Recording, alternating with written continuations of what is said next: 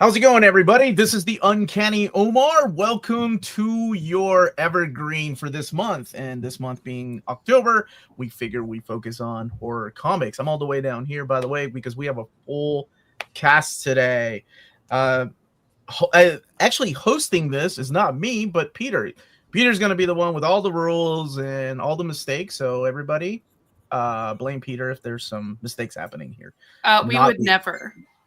Not me at all, please. All right, Peter, we're going to go here really quick. Everybody introduce themselves. Peter, who are you? Where are you from? What do you do? Hello, everybody. I'm coming to you live from a beautiful day here in Wellington, New Zealand. I am known throughout the comic-loving internet as Crisis, spelt with a K. My home on the internet is crushingcrisis.com, where I have reading guides and collecting orders to over 250 comic book titles and characters. And I'm so happy to be here hosting horror. I love horror comic books, but I just didn't think I was scary enough in my picks. So I am going with 8 of these fine folks to drive what the best horror comics of all time to be Evergreen ought to be. Excellent. Kenny Porter, back on the stream. What's up, buddy? How are you? How's it going, man? Friends old new. I'm Kenny Porter. I'm a comic book writer. I've written for DC, Image, Scholastic, a whole wide range of titles. Characters like Superboy. Did an Elseworlds book called DC Mech. Did an Image book called The Schlub. And I'm really excited to be here because I love horror comics, and I can't wait to chat with these folks about them. Awesome. And Shannon, who are you, young lady? What do you do? Hello, I'm Shannon Live. I'm the owner of Bat City Comic Professionals in Bradenton, Florida. We're a 3-time Eisner finalist comic book shop. We're also a 501c3 nonprofit organization that teaches reading, writing, and art skills to kids, teens, and adults all throughout the world. And I'm also known as Small Press Shan on the internet, where I host a show called Wind Down Your Weekend for the last, the show itself has been almost on for a decade. Wind Down Your Weekend, the title has been around for almost 6 years now.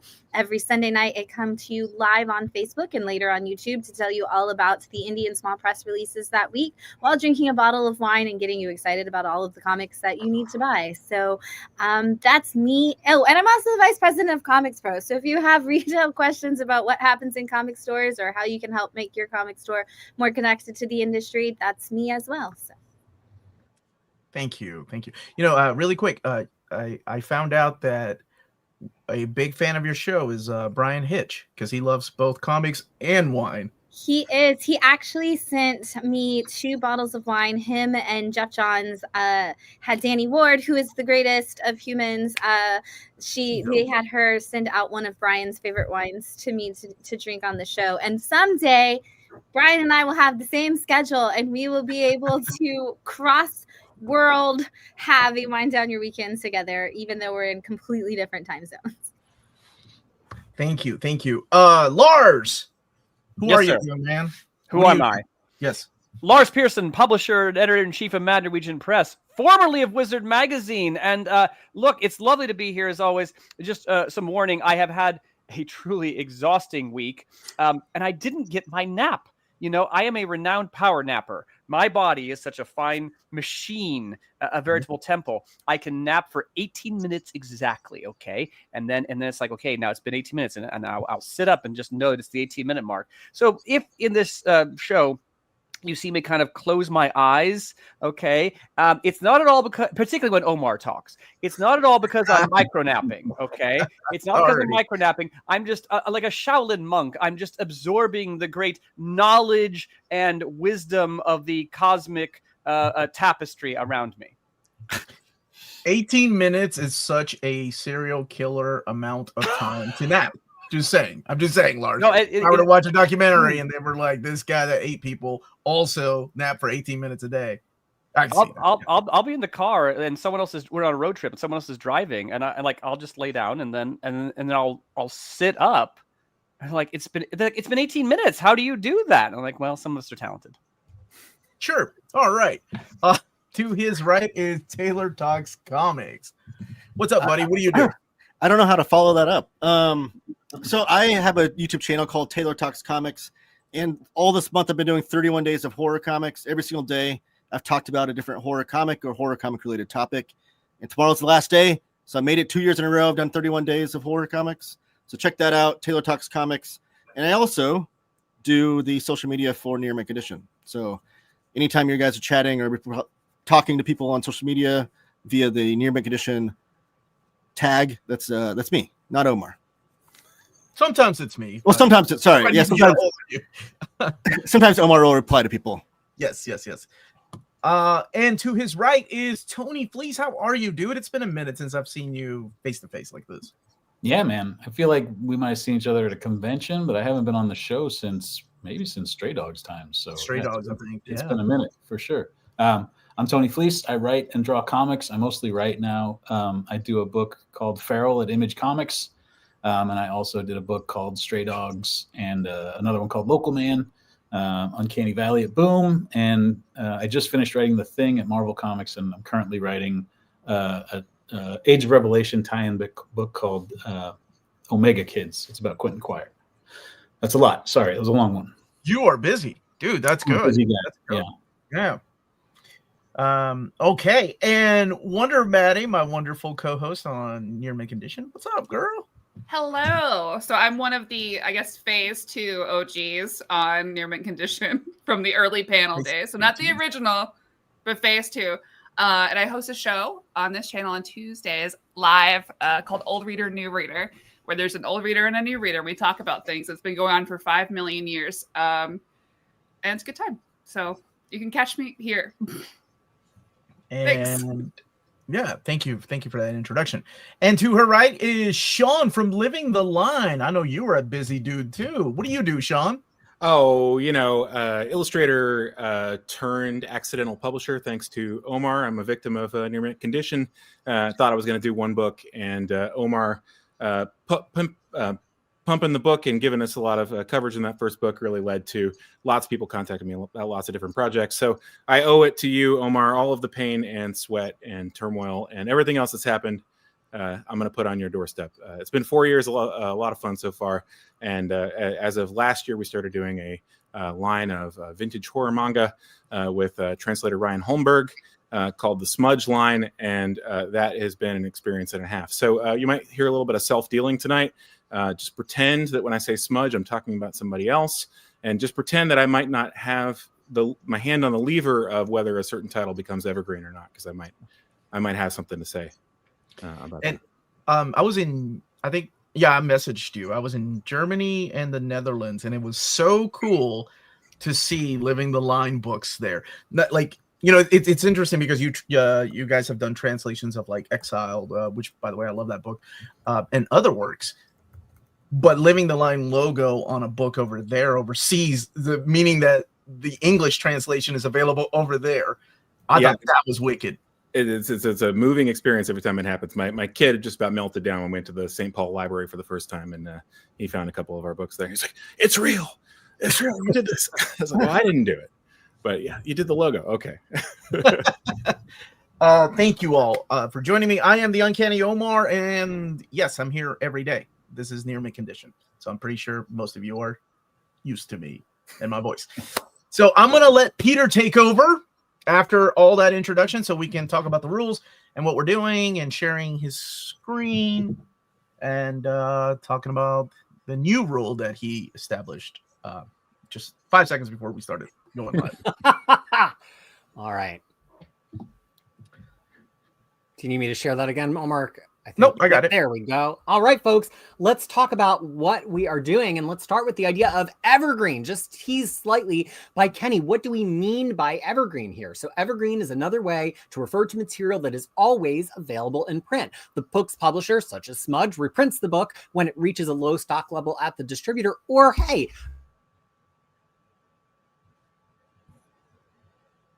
Is Peter okay? Can everybody hear him? I think Peter's audio might have. We lost. Releases Watchmen perpetually in a stream of different formats. We don't really want to discern if it's big or little here. We don't care how big the format is. We want these stories always available to read. So now we've established that, why are we talking about stories? Well, when it comes to horror comic books, we're looking at over 70 years of horror comics.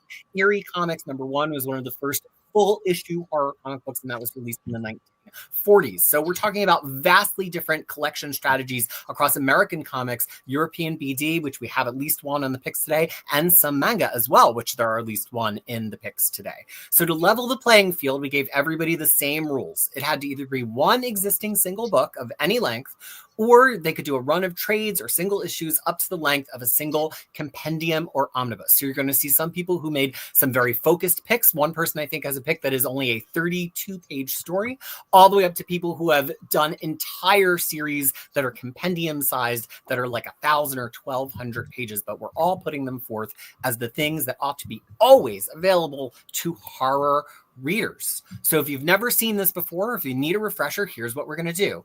Everybody has 3 picks each. They've picked the 3 stories that should be evergreen by any criteria they want: popularity, sales, quality, nostalgia, or anything else. They might just like the covers. We'll have 3 rounds of discussion. The first round, they will present their pitches, and they will only have 45 seconds per pitch with an official timer on screen for the first time ever. Then we will at length debate whether the picks are worthy of being evergreen forever. And then we will vote to get our top 10 horror comics. Are you ready to begin, folks? Oh, yeah. Yeah. Woo! Ready? Yeah. Okay, there we go. There we go. All right, so up first, we have a first-time evergreener, Kenny. So, Kenny, I will hit the timer when you begin. Let's do it. Let's go. All right. So for my first pick, I picked Aliens Dead Orbit by James Stokoe. I have been a huge Alien fan ever since I was a kid. I got in trouble in 2nd grade for talking about the scene with the chest burster too much as a child. I absolutely love this franchise, and we've had decades of Aliens comics. The reason I went with this one is this one feels like a fresh new take on the format with art that is just to die for. All right, James Stokoe's highly detailed horror panels, his line work, his inks, the color choices, all that fit Aliens so well, and it's a setup and a story that feels like fits right in with the franchise while doing something new. So I can't recommend this enough to fans who love Alien and the Xenomorph. Wow, a perfect 45 seconds for our first ever timed pitch. Okay. I'm media trained. I'm ready to go. So Number 2. All right. So for number 2, I'm also a huge Hellboy fan. The Crooked Man by Mike Mignola and Richard Corbin is one of my absolute favorite Hellboy stories. While there are dozens I could have picked from, I feel like this one really distills what makes Hellboy unique. It is actually scary and really creepy. It delves into all of the unique folklore about witches. And that's one of the great things about Hellboy stories is it really teaches you about the folklore of a certain area. And this one really plays with like Appalachia in the South. It has striking visuals. It's very scary. And if I ever ran into the Crooked Man in real life, I would probably need a change of pants. So if you love beautiful detailed art and great horror action stories, the Crooked Man is the way to go. Dude, all you need to do is just come to Kentucky to a convention. There's Crooked Man everywhere. Yeah, we can show you the real Appalachian. Okay. That's like a Resident Evil 4 situation for me of just being in an entire village. Yeah, but Leon Kennedy is there, so it's fine. Oh, he's there? Oh, then I feel a lot safer. Okay. All right, and whenever you're ready, I will start the clock on your final pitch. Let's go. All right, for my last one, I did pick technically a short or one-shot manga by the master Junji Ito called The Enigma of Amigara Fault. This one, you've probably seen referenced a ton of places everywhere. It's the classic story where they find a fracture in a mountain where there are holes that are perfectly the size of everyone's shaped body, and they're compelled to them. This one, to me, really sells Junji Ito's style and his essence of horror in just a short story. While I love everything else, I think this one is really iconic because it sells a very unique idea, which he's big on, as well as the body horror aspect, which I won't spoil because I want you to read it. It's available in multiple collections, but I want to make sure that it's always available for new readers. All right. And that is 3 pitches from Kenny. We will come back and debate them later. For now, let us move on to Lars, the Norwegian assassin. Lars, are you ready with your first pitch? I'm going to go with Walking Dead. Here we go. All right. So The Walking Dead is against all odds the zombie story for the people who don't like zombie stories. And I'm one of them. Normally, I can't stand the damn things. But the story Robert Kirkman here weaves, it's the aftermath of a zombie apocalypse, and it really keeps drawing you in and moving like a shark. The action centers on Rick Grimes, big difference.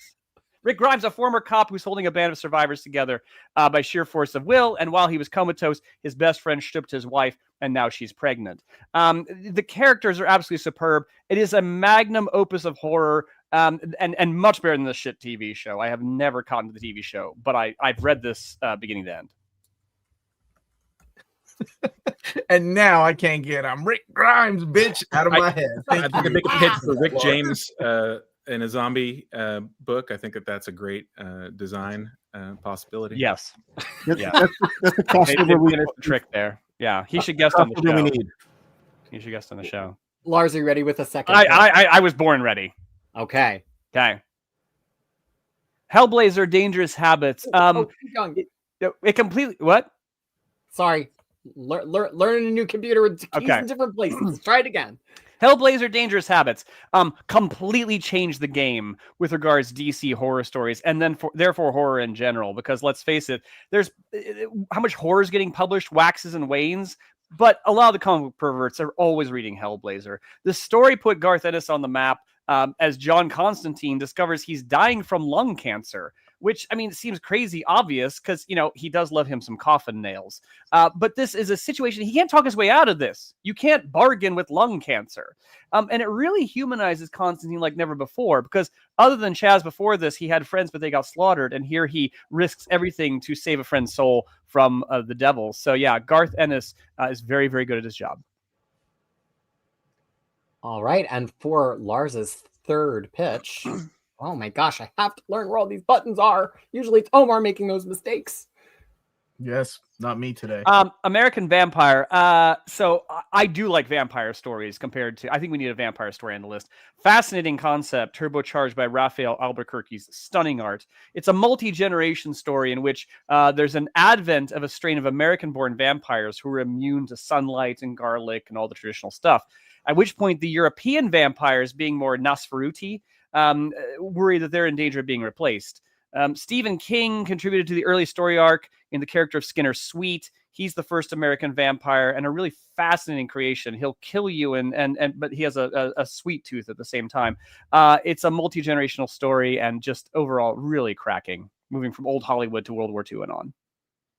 All right. Those are 3 pitches from Lars, and we'll come back to debate them later. Now, as teased multiple times by mistake, 3 picks from a first-time Evergreen guest who I've been hotly anticipating for so long to join the show, Shannon from Bat City Comic Books. Shannon, I will start your timer. Feel free to pitch whichever of your 3 you would like. Awesome. I'm going to start with Witches because I am going to go way too long on all the other ones. Witches is just such a fantastic book. And right now, one of the reasons as the retailer why I'm going to say that needs to stay in stock is because Scott Snyder is one of those people that if I say Scott Snyder worked on this book, it is going to draw people in. We are in the age of the absolutes of the compacts with kids coming in being obsessed with Court of Owls again, all over again. And so having something that Scott did that can be this modern horror that everybody can get into alone is enough of a reason. But then you have these monsters in the woods and that sneaking feeling of dread sneaking up on you at all times. And the crazy art from Jock with Matt Hollingsworth colors that just make you go, what just happened in that panel? I have no idea what I'm looking at. It's such a cool book, and I'm so scared of the woods. All right. Now for your second pitch. I feel like I don't even really have to pitch Uzumaki, but it is definitely a book that needs to be in print at all times.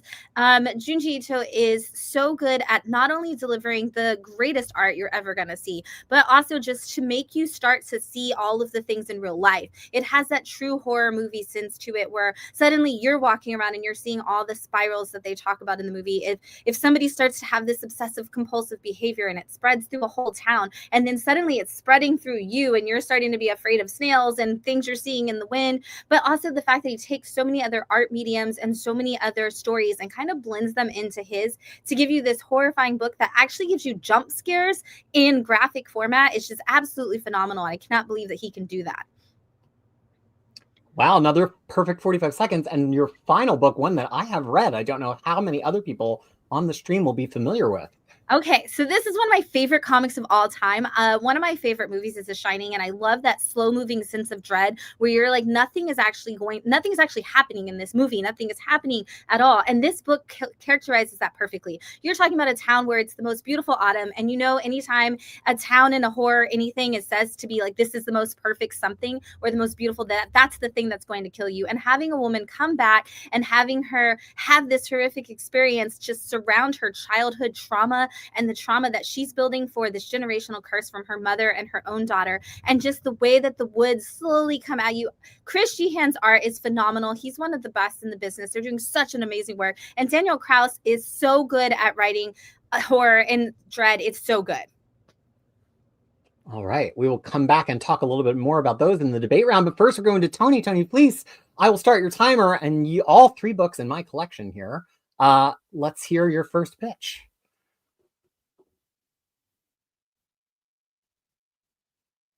We might have Tony muted. Tony was on mute. Here we go.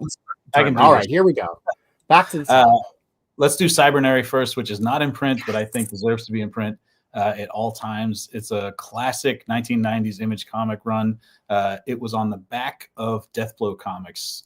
Short 4 or 5 issues of short stories by Nick Banabat, who's a Filipino artist who was like 21 years old when he was drawing this stuff. He was like the Bernie Wrightson for kids my age. Like he was just like an insane graphomaniac. He could draw like nobody's business. And it's sort of this, cyberpunk story set sort of in the Wildstorm universe, I guess, but in the darkest corner of it. Like if there was something called Darker Image, this should be that. Nick Banabat sadly passed away, and there was one more Cybernary run, but this is all his stuff. It needs to be collected somewhere. All right. Is that okay? How'd I do? Yeah, and there's a beautiful artifact edition that was put together in a very limited run by some major fans from the original black and white artwork. All right, let's cue up another pitch. All right, so number 2, Infidel by Pornsak Pichetshote and Aaron Campbell is a beautiful book and real terrifying. It sort of deals with like the like psychic trauma left over from an attack in an apartment building that causes all this sort of like racist resentment. And there's a Muslim woman sort of at the center of this story. Well, there's 2 Muslim women at the center of the story. And it's a lot about suspicion, but it's also about ghosts and haunting. And it's just sort of like this really beautifully drawn and incredibly tense, frightening comic book. The page turns, the monsters in this thing are some of the scariest monsters I've ever seen in comics. All right, and one final pitch from Tony. Bram Stoker's Dracula by Mike Mignola and Roy Thomas. They used to do adaptations of movies in comics all the time. And because you already know the story of the movie, the real value of them was that they would be drawn by like an incredible talent. And this is an incredible talent just going crazy on incredible source material.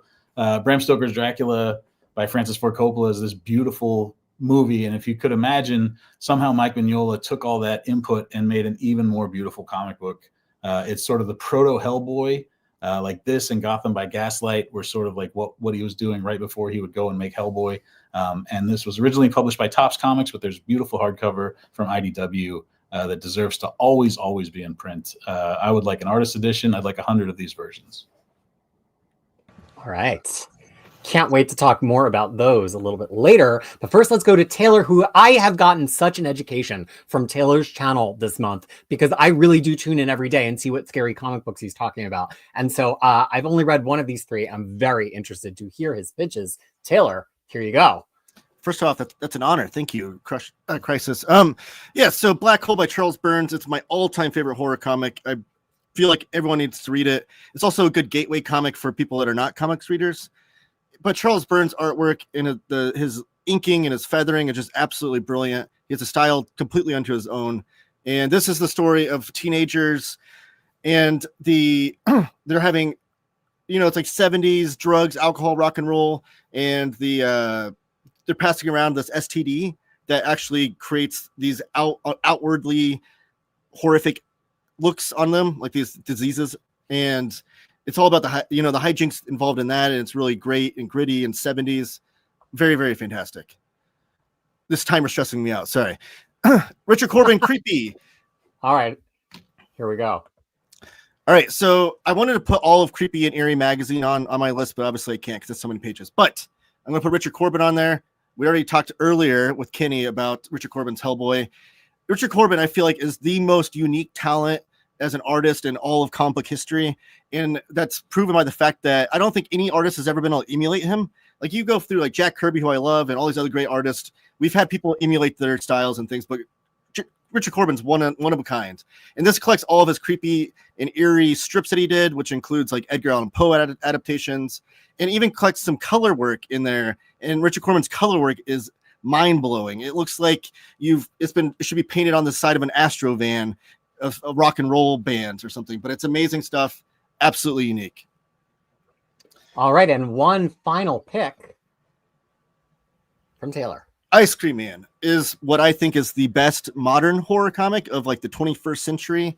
W. Maxwell Prince, Martin Morazzo put together this amazing series where every single issue matters, something that we haven't had since like the Bronze Age. Like, every single issue is a one and done story. They push the medium in different ways. They experiment with different things. And it's like this surreal horror and this existential dread, which is my favorite kind of horror. And Martin Morazzo, his artwork has like this clean line, this dead line to it that pulls you in with this false sense of security. But then when they get to like the horrific scenes, it really turns it on its head. Absolutely love this series. Every single issue is a joy, and I can't get enough of it. I hope they continue doing it forever. But for now, whatever is complete should be Evergreen. All right, 3 outstanding comics spanning eras from Taylor. Now let's go to Wonder Maddie with 3 very different comic books. Maddie, for your first pitch begins now. Okay, I'm gonna do my best. So Harrow County, as far as for me, if I'm thinking about the perfect like folksy, true to like my culture in Kentucky, I feel like Cullen Bunn is the one who can write that best. I think his characterization is the best, and I think if you were looking for like a folksy horror with a young female lead who is just kind of figuring stuff out as you the reader is figuring things out, and you want to be creepy in the woods, this is the place to go. The art is incredible. It's beautiful. It was painted. It really puts you in the scenery. And I don't want to give much away about it, but as far as like Southern Gothic horror, to me, this is the go-to forever. This is something that I always want available. And sometimes it hasn't been. So that would be great if all the library editions were available forever. Maddie's middle pick, perhaps the only manga in my physical collection. Yeah. Maddie, here we go. Okay, so I've been collecting Kurosawa Corpse Delivery Service since I was in like middle school, high school, I don't know. Not appropriate age to have this. However, so aside from Junji Ito, this is the best horror manga series in my opinion. I think the characters are very unique, very compelling. The body horror is weird and cool and so well illustrated. And you've got a group of these college kids who form their own like psychological, like supernatural society, and they all have different abilities, and the way that they interact with one another and the shenanigans they get into. So if you're into like procedural kind of shows where you have the different kind of monster of the week, this is a perfect series for that, with characters you can really connect to and art that is just incredible.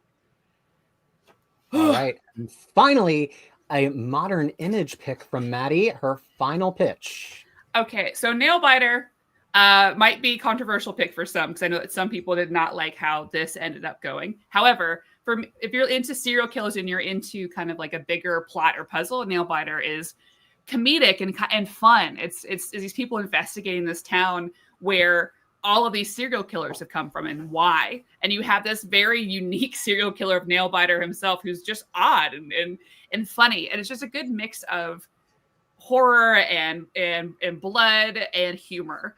And I love something that you get to, as a reader, I get to spend time piecing that puzzle together in a way that's not like overly horrific too. Like it's good to have the balance. To me, it's like a comfort read, but a lot of horror is comfort read for me.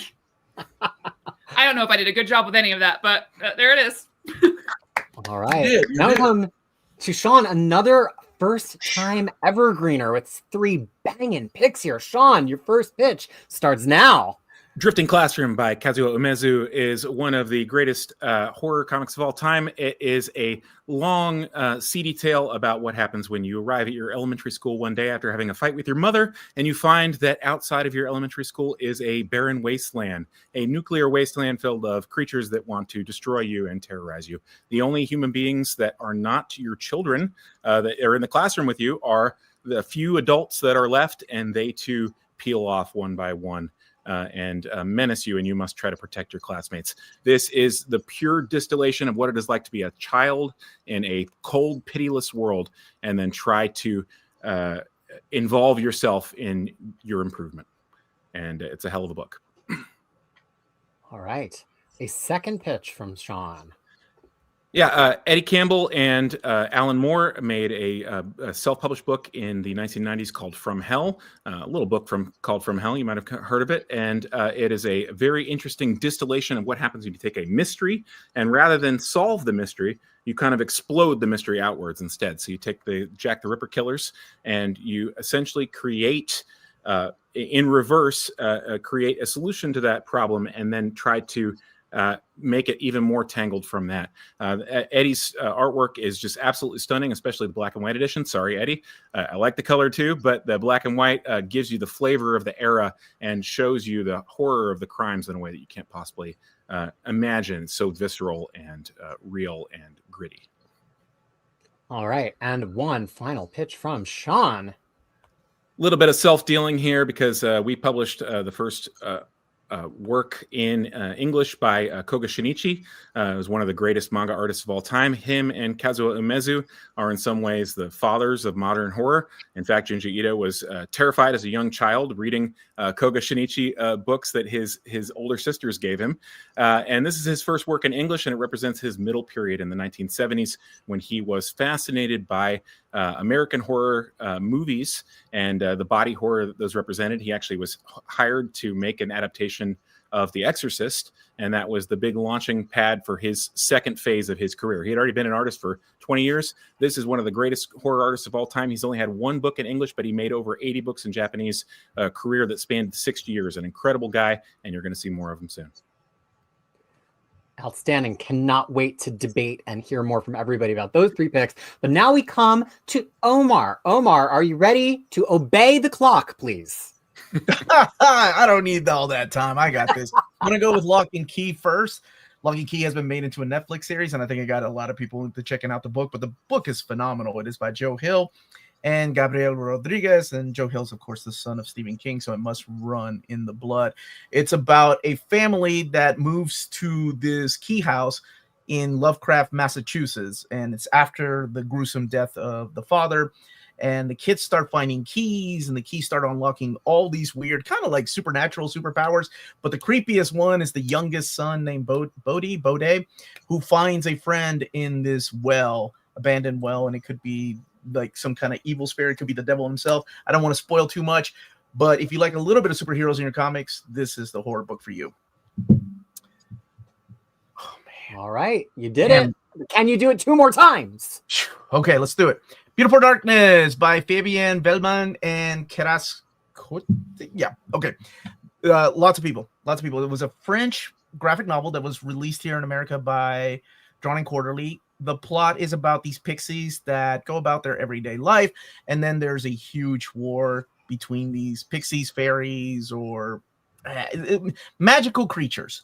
And it seems like it's nothing but a everyday life for magical creatures until you find out that they are living inside the body of a dead little girl that has been killed. So it's eerie, it's creepy, it has these beautiful watercolors, and it gives you that sense of like, should I be reading this? I feel dirty. Omar both jump scared me and made me feel really creepy on a personal level during that pitch. But let's go to his third one. Here you go, Omar. This is the granddaddy of all horror comics. What is there to say about Tales from the Crypt? If you do bad things happen to you. And this is an anthology series, which is my favorite type of horror. You've got masters in here like Wally Wood, Johnny Craig, Al Feldstein, Harvey Kurtzman, Graham Ingalls, Jack Kamen. that tell just different stories about people doing bad things and then bad things happening to them, whether it's supernatural or whether it's like a serial killer. There was a TV show based on this, of course, Tales from the Crypt, but it is the one book out of all the books that I've seen today that belongs in everybody's library, whether you like horror or not. Tales from the Crypt, absolutely. All right. Well, there go all of our pitches. Now it is time to argue. Now, typically we don't let anybody have any kind of rebuttal during the argument, but because these comics are not as universally known by every single person on the panel, we do invite a little bit of back and forth from the pitchers during the debating round today. And we're going to start with Kenny and just go through and talk about, do these seem like evergreen picks? Is it a yes or a no for us? Because even if we have not read them, it does not mean we cannot be convinced to vote for them. So, Lars, what do you think about these 3 picks from our friend Kenny? Well, I should first start off saying that, weirdly, this is a show in which I have read the least amount of the material. And that's going to be a problem because, how do you vote for something you haven't read? And there's doubtless times and places that I am at fault and just a shameless hussy that I haven't read something that I really should have read. But it also makes the question of times and places when it's just a series that not a lot of people have heard of, and it's a bit more independent flavored, and maybe it doesn't have the profile to be evergreen. So I don't know when I'm at fault or when it's just a low profile book. I haven't read Enigma of Amigara Fault, so I am not qualified to comment on that one. Hellboy should be on the list. Is it this Hellboy story? I'm not sure I would have picked this one, but Hellboy, it's been an industry favorite for ages and ages and ages. So it would get my vote. I might have preferred something like Plague of Frogs or something like that, but sure, Hellboy, yes. I've never really been into aliens in the comics. I do love the movies, and I just watched Alien Earth, which I thought was superb. I do know this one, but I'm not wholly convinced Alien works that great in comic form, so I don't know. But I've heard of this one. All right, let's go down to Shannon. Shannon, what are your thoughts, questions, concerns about Kenny's trio of picks? Yeah, I knew you were going to come to me next, and I'm still not prepared.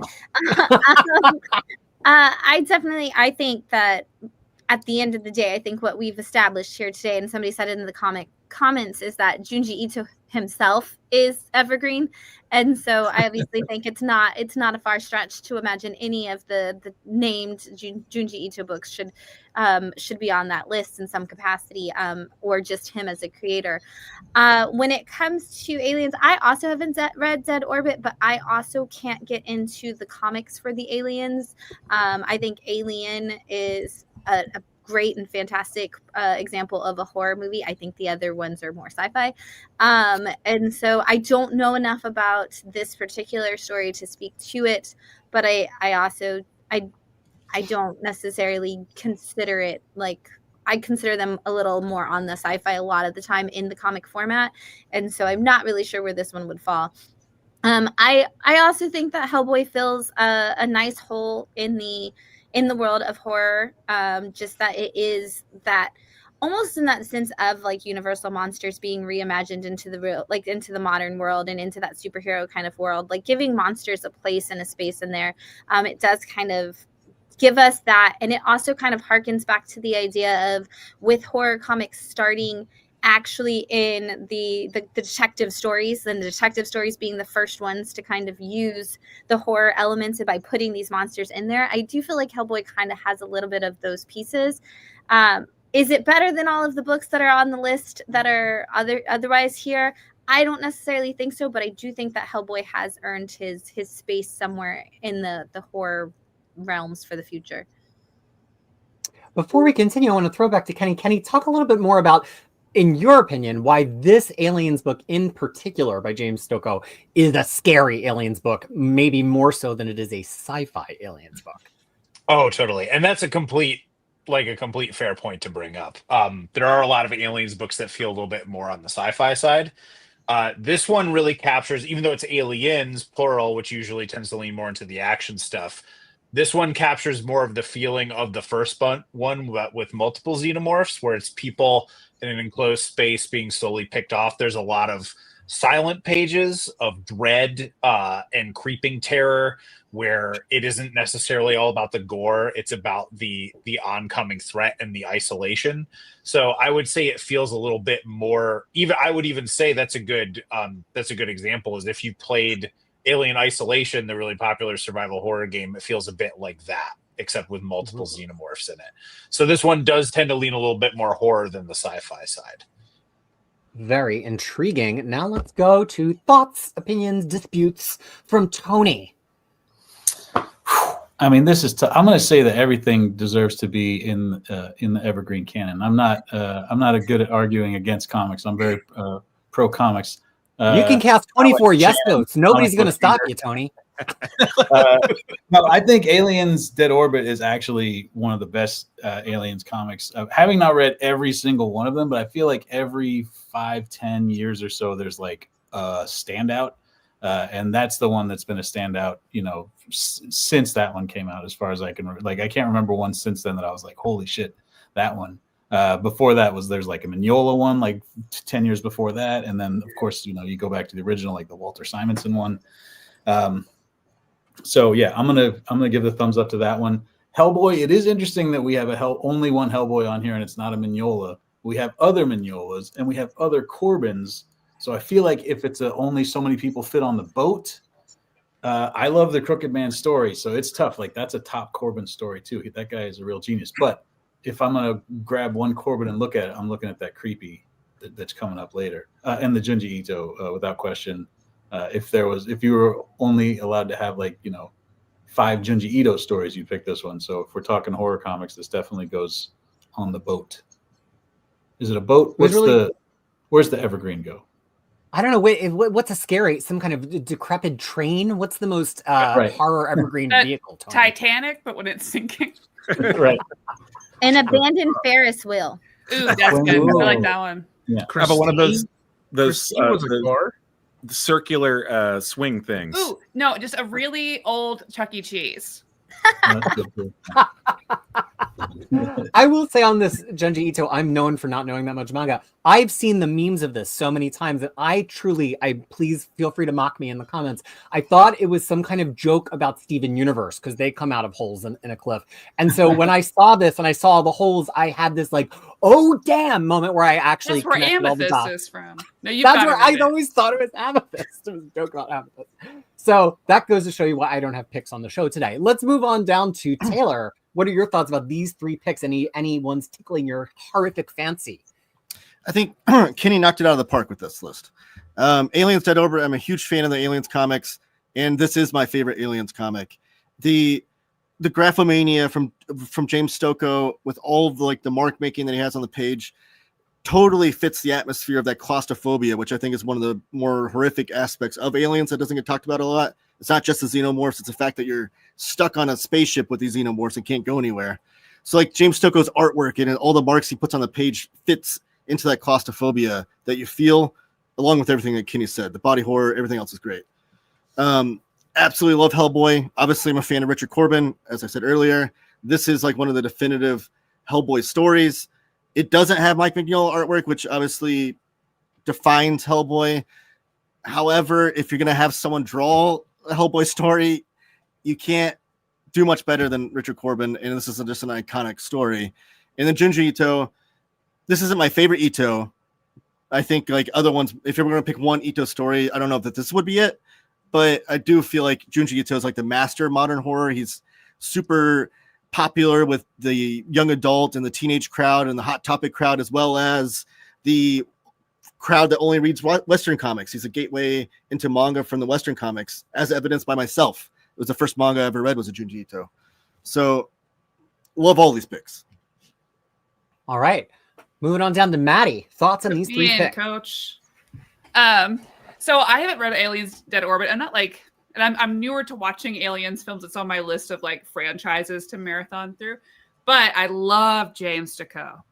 Love him, especially because of Godzilla. So as far as pitching it in a way that like I am very interested to now read it. I am very interested in this, despite not having a ton of Aliens background, because it seems like a great read. And with his art, I'll read anything. For Hellboy the Crooked Man, this seems like a no-brainer to me. When I think about my friends who are super Hellboy fans, this is the story that they bring up pretty often, despite that really bad movie that was made.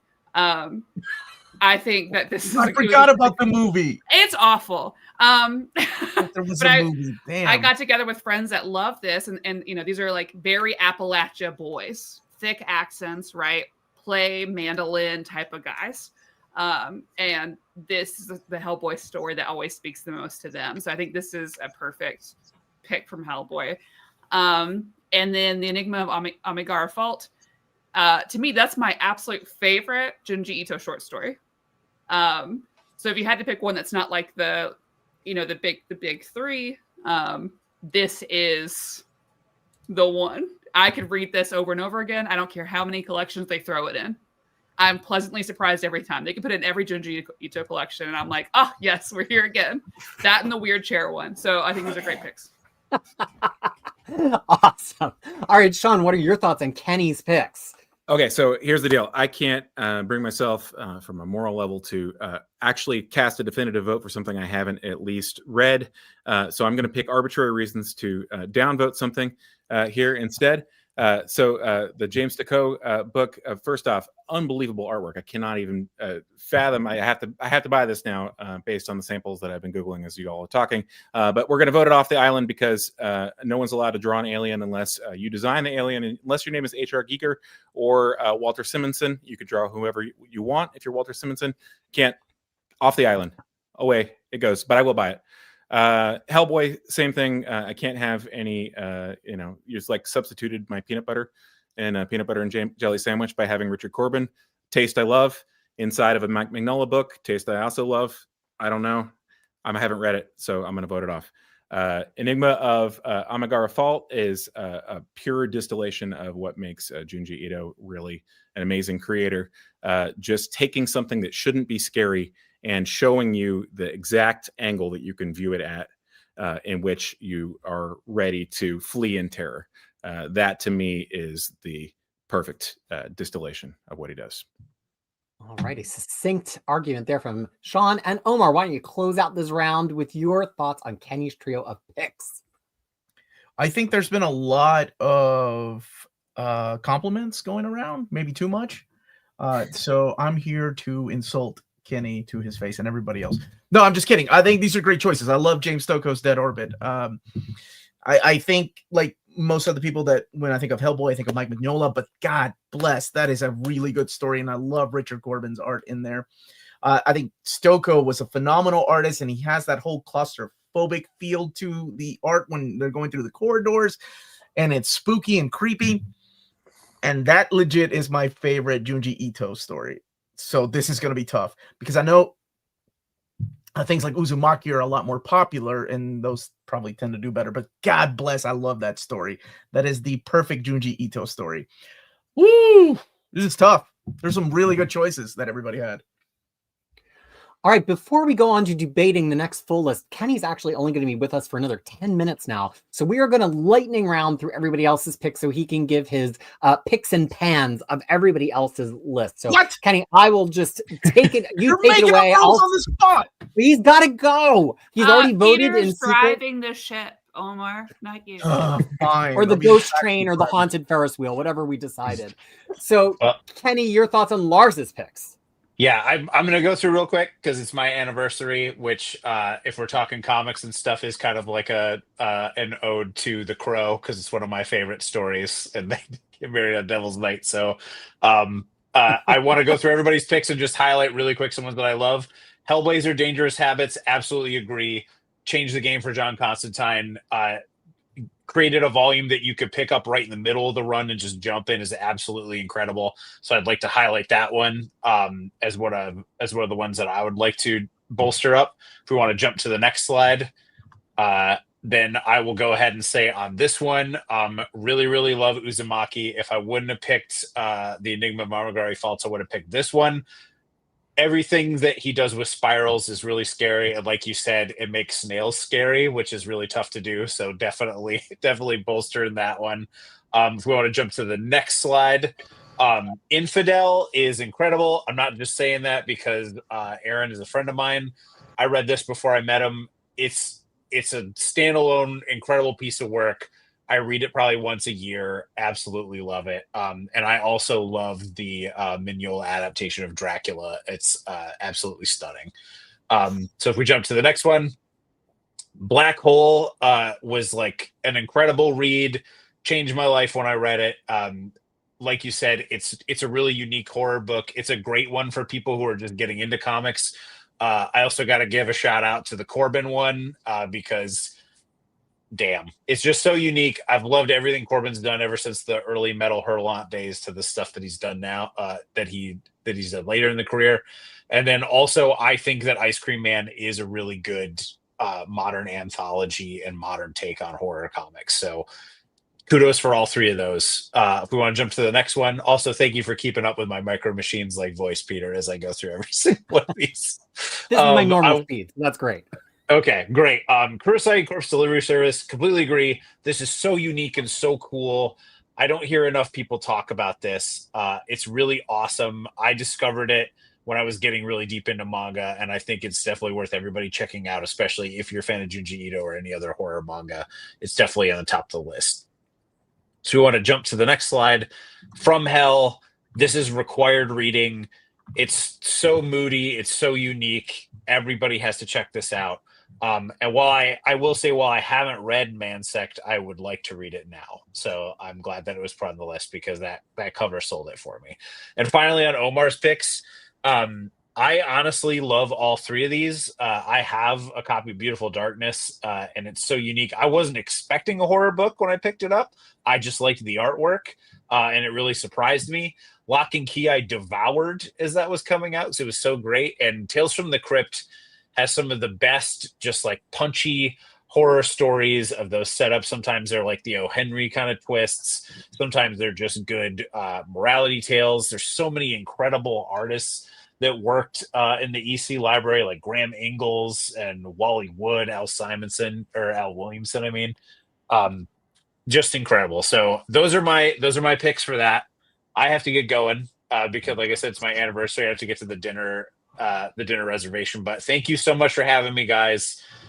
It's been really fun, and I hope to do one of these again sometime soon when I'm not in a rush. Happy anniversary. buddy. Yeah, happy anniversary. Good one. Have a good one, brother. Take it easy. All right, now with that lightning round through, we're going to move to tearing apart Lars' picks. And let's just use Omar's reminder. You don't have to be so nice. I mean, I'm going to be nice to Lars, but that's just because I personally like Lars because I don't have a vote today. But you're all voting. So tear them apart, Shannon.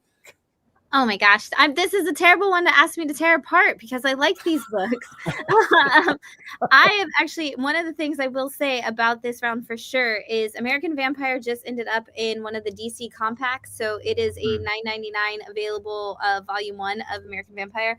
And the amount of, from a retail standpoint, and the sales aspect of all of this that we're talking about, the amount of people who are coming in and picking it up for the first time and coming back and going, holy crap, did you know this was good? Has been fantastic. I love to see people finding this for the first time and experiencing it because it is so good. And it's such a cool concept and such a good way to do not only vampirism, but Americana and draw those two things together. It was so well done. And I mean, it's getting a whole new audience, and I love that so much. Hellblazer, like they said, great story, always good. I think it's one that needs to necessarily be in print for horror purposes as an evergreen? No, but I do think we need to also make sure that Hellblazer in general is actually just continued to be printed, because we're not seeing enough of those like Vertigo time DC like darker characters getting printed in general. So while we're working on compacts, DC, let's just throw that out there. And then The Walking Dead, I mean, it's a modern fan favorite. I feel like what's scary about Walking Dead is more like the idea of like the people, but for a zombie, like if we have to say like, you know, oh, I need to say something that's like not the thing, I don't think it's the highest rated zombie story in comics, like if we're going for horror and Evergreen. But I do wish at the same time, think it's the most accessible, because not everybody who wants to be terrified by zombies, like some people, you know, oh, I can't read zombies because they're too scary, or oh, I don't like this, I don't like the running zombies, I don't like this. The fact that we are the Walking Dead in the story, it's such a different take on a zombie story, and yet still a classic zombie story all at the same time. So and I wish, that's another one that I do wish was currently easily available to get in print, because with the rise of Invincible and things like that, Kirkman is having a new fandom come in, and a lot of people are looking for Walking Dead again, and it's kind of harder to find. But if I had to pick one off of these that I think, like, for me is like the horror for me that I want, it's American Vampire. Really interesting point in there that I want to pull out, just that DC's reprint strategy on Hellblazer is always like, you can have these trades or you can have these omnibuses, but it's always a lot of Hellblazer. And I think this story is really unique in that, like, this really could just be one trade of Hellblazer that kind of makes sense to anybody who picks it up. And they're like, oh yeah, that's that guy I've read about in some of their comics, seen in a cartoon, seen in a video game, seen in a movie. I mean, so many of Hellblazer's arcs are digestible, but this one I think especially is, and I think that's one of the reasons it's a good pick. Tony, what are you thinking about these three picks? Man, I had no idea that Walking Dead was tough to get a hold of right now. That's interesting. They're all great. Again, I'm the worst guy to ask. I'm not going to knock anybody off of the island of the flaming wagon that we're pulling these along on. Yeah, I love all three of these. Walking Dead could be better if there were cats in it, I guess. But besides that, it's a very odd criteria. Imagine if there was a Walking Dead with cats, though, like stray cats. You should read Neon of the Living Dead or whatever that manga is. Where Get out of here, Maddie. That's the wrong answer. The zombies. Let's get a little feral, Tony. I take it back. Whatever Tony says, I agree with. Thank you for trying, Maddie. All right. Anything else from you, Tony? No, I mean, these are all great books. I think Walking Dead is a genius idea. I think American Vampire is a genius idea. You know what's crazy is that the original. There's a lot of things that we didn't land on this list, but that original 30 Days a Night is another like incredible idea for a horror comic. Then I think that's what so much of these that we're landing on is just the concept. You go like, oh, of course, I would love to read that and be terrified by that. Hard agree. So yeah, these are all great. No notes. Great job, Lars. Taylor, surely you must have some notes for Lars. You may be muted. Thank you. Since we're all being nice and this is supposed to be a debate and it's fun to razz people, I am known as not being the biggest fan of Robert Kirkman's writing. I don't care for The Walking Dead. I read like the first 70 or so. I read half the series, whatever that is. And it just didn't vibe with me. I don't know. I think his writing... It is kind of funny to hear. I didn't like it. I read 70 issues. I try to give it a chance. I just try to give it a chance. But what I will say is that I try not to knock it so much online because it is an incredible gateway comic. I know so many people that their first comic they ever read was The Walking Dead because it came in from the TV show. So as far as it being evergreen, I would advocate for that one reason. I just hope that maybe people will find better written comics after that. I don't know. It's probably tough for me to say. Shots fired. But Robert Kirkman, he's done incredible things for comics. I'm not saying he's a bad person. I'm sure he's a great guy. I just don't care for his writing. It doesn't vibe with me. It's okay. American Vampire, I've never read. I've wanted to, so I can't speak to that. I do like Shannon's point about it being a big seller in the compact editions. That's obviously an incredible point to make when you're talking about evergreen titles. And Hellblazer is a hard series to collect because it is 300 issues. And it's all broken into like different eras of different writers and things. So if you were to pick one collection of one story arc, perhaps to collect as an evergreen title, I think this is a good one. All right. So there's my those minor shots. What minor shots fired at Lars? Maddie, what about you? What are your thoughts on these three? I'm sorry. So I'll go backwards. So with Walking Dead, even though I'm going to shame my hometown, our group hometown of Cynthiana, Kentucky. Sorry, Robert Kirkman. To me, the best Walking Dead storyline is in the Telltale games. That to me, that is like the epitome of like perfect Walking Dead storytelling. And having read Walking Dead, and this is just unfortunate the timing. Having read Walking Dead after I'd watched the show and played those games, it didn't really resonate with me as a story. But however, I'm gonna reiterate what Taylor said. I do think it should be evergreen, despite that. I even though it's not something that I really enjoyed, I think it is. If you think about like a zombie series, to me, this is the one, right? This is the one that like does get a lot of people into it, and people really do enjoy, even though it's not something. It's not really for me. American Vampire, unfortunately, didn't really like. And I can't remember the reason why. I think it's a couple years ago when we read that for one of the a million shows I was on. Maybe Snyder's horror is not for me, so I'm going to apologize again ahead of time for some other picks. I'm sorry.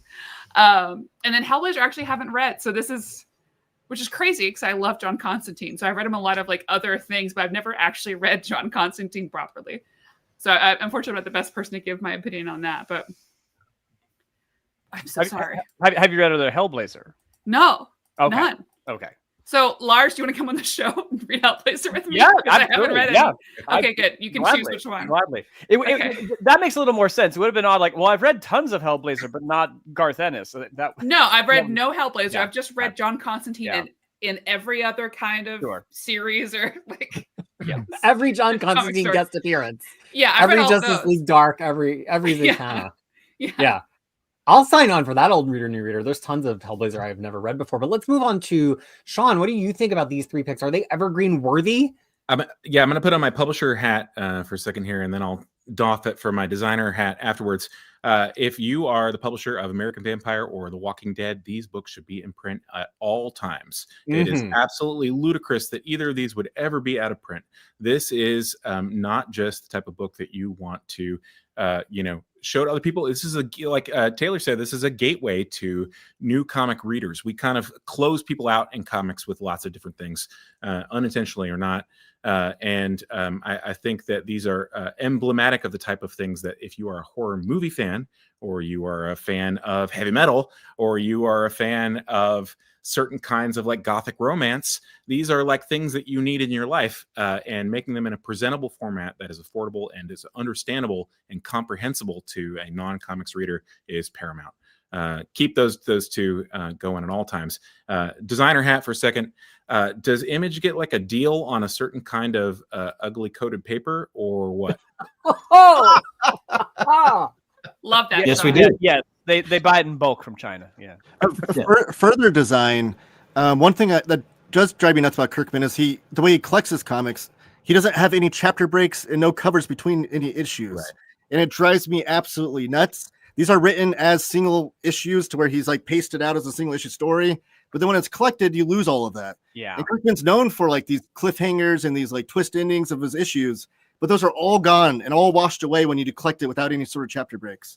I do always prefer when covers are included. It drives me up the wall. At least have a chapter break between. They're all in the back. All the covers are in the back, Lars. Yeah, wait, that doesn't help in the problem he's describing. this is another book designer thing. You give somebody a beat. You give them a blank page with a single panel. You give them a leading title. You give them something. Ellipses. I mean, there's so many different ways to give somebody the moment that they have, and that's exactly why we have chapters in the first place. A serialized entertainment needs to be preserved in a semi-serialized form. Exactly. And I've heard the argument that, I don't know about the Kirkman. I've heard the argument when other Hickman does it. is well, they want it to be collected as if it's a novel, not a single issue comic. Novels have chapters. All novels have chapter breaks. So I don't understand that argument either. Yeah. Well, I think Hickman is sometimes different because he actually will have chapter breaks within individual issues, which then get preserved in the collection. So Hickman's actually thinking about it in a chapter way, which Walking Dead doesn't.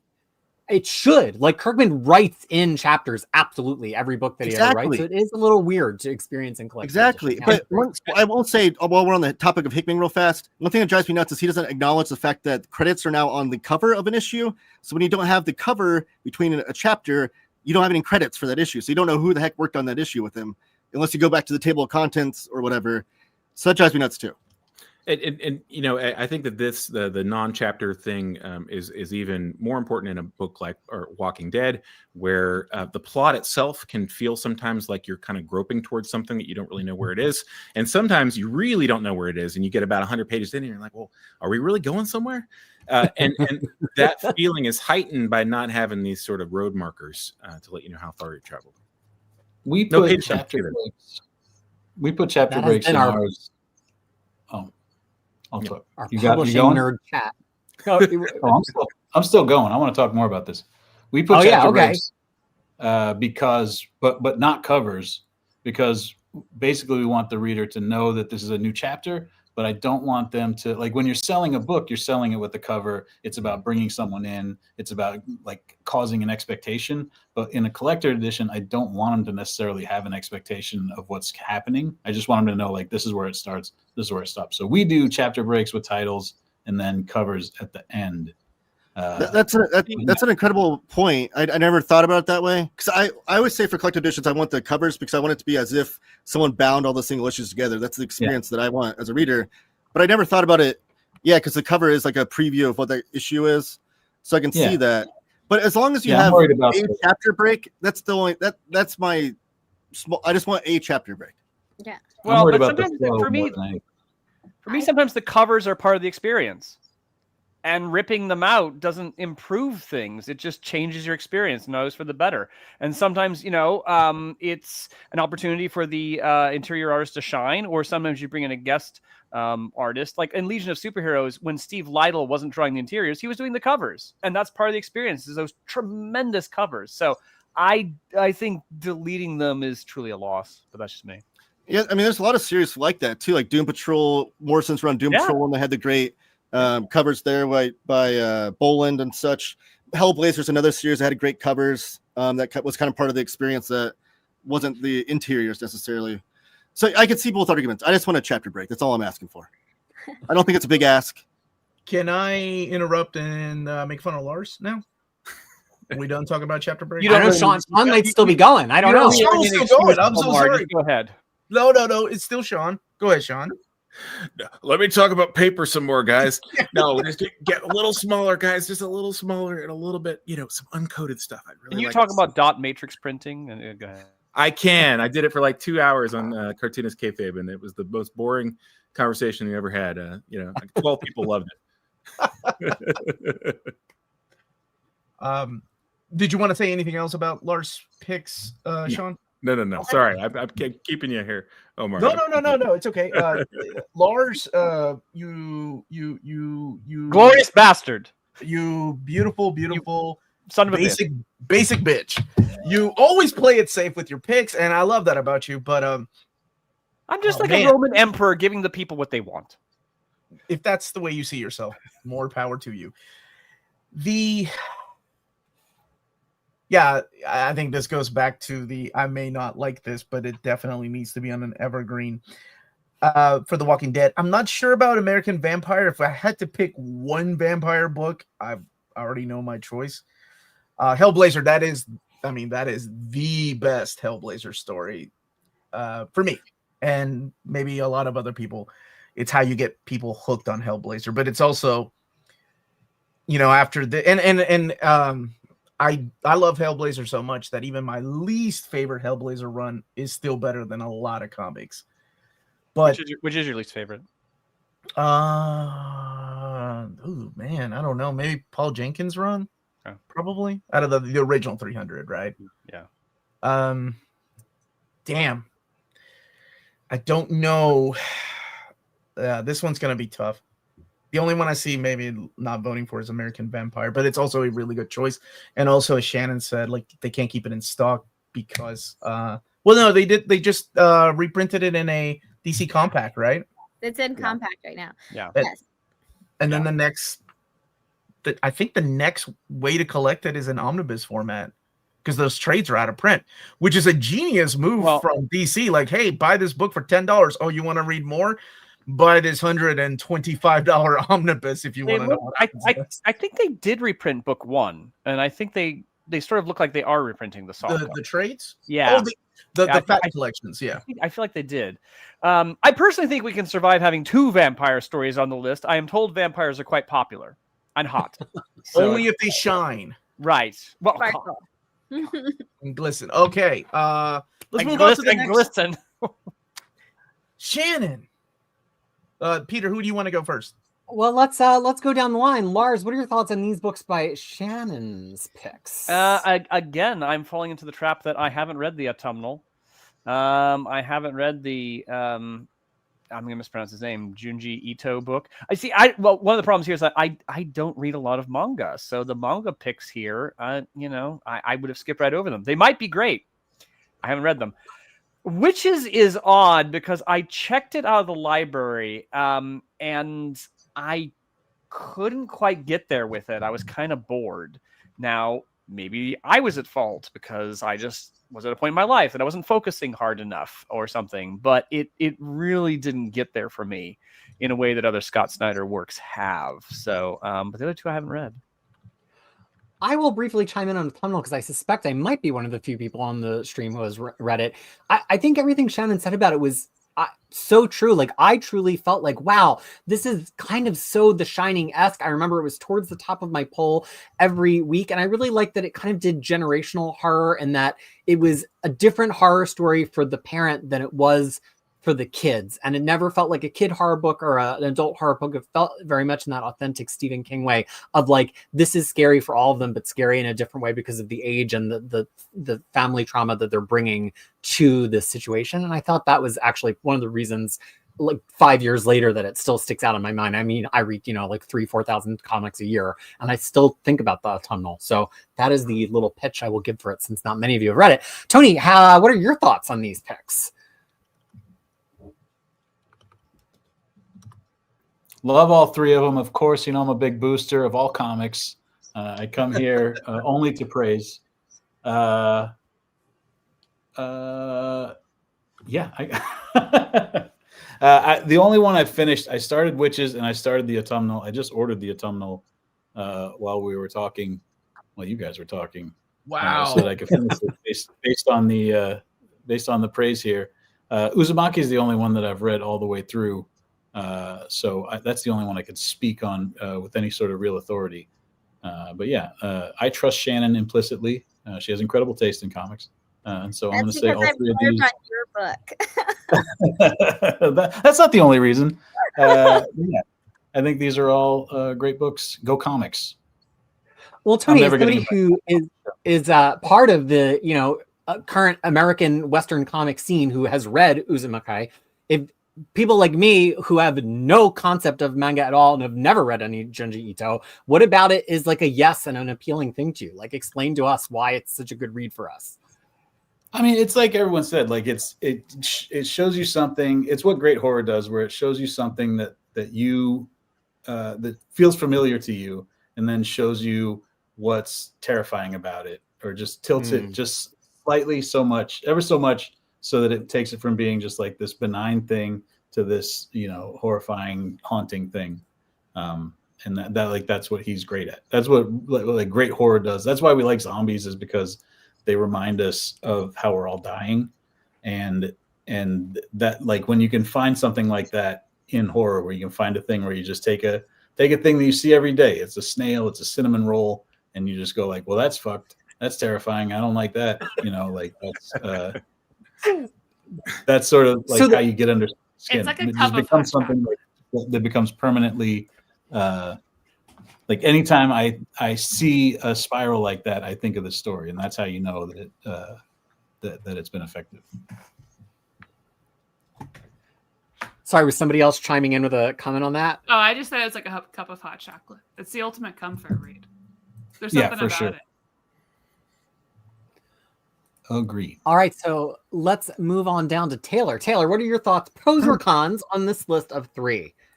Turn up, Taylor.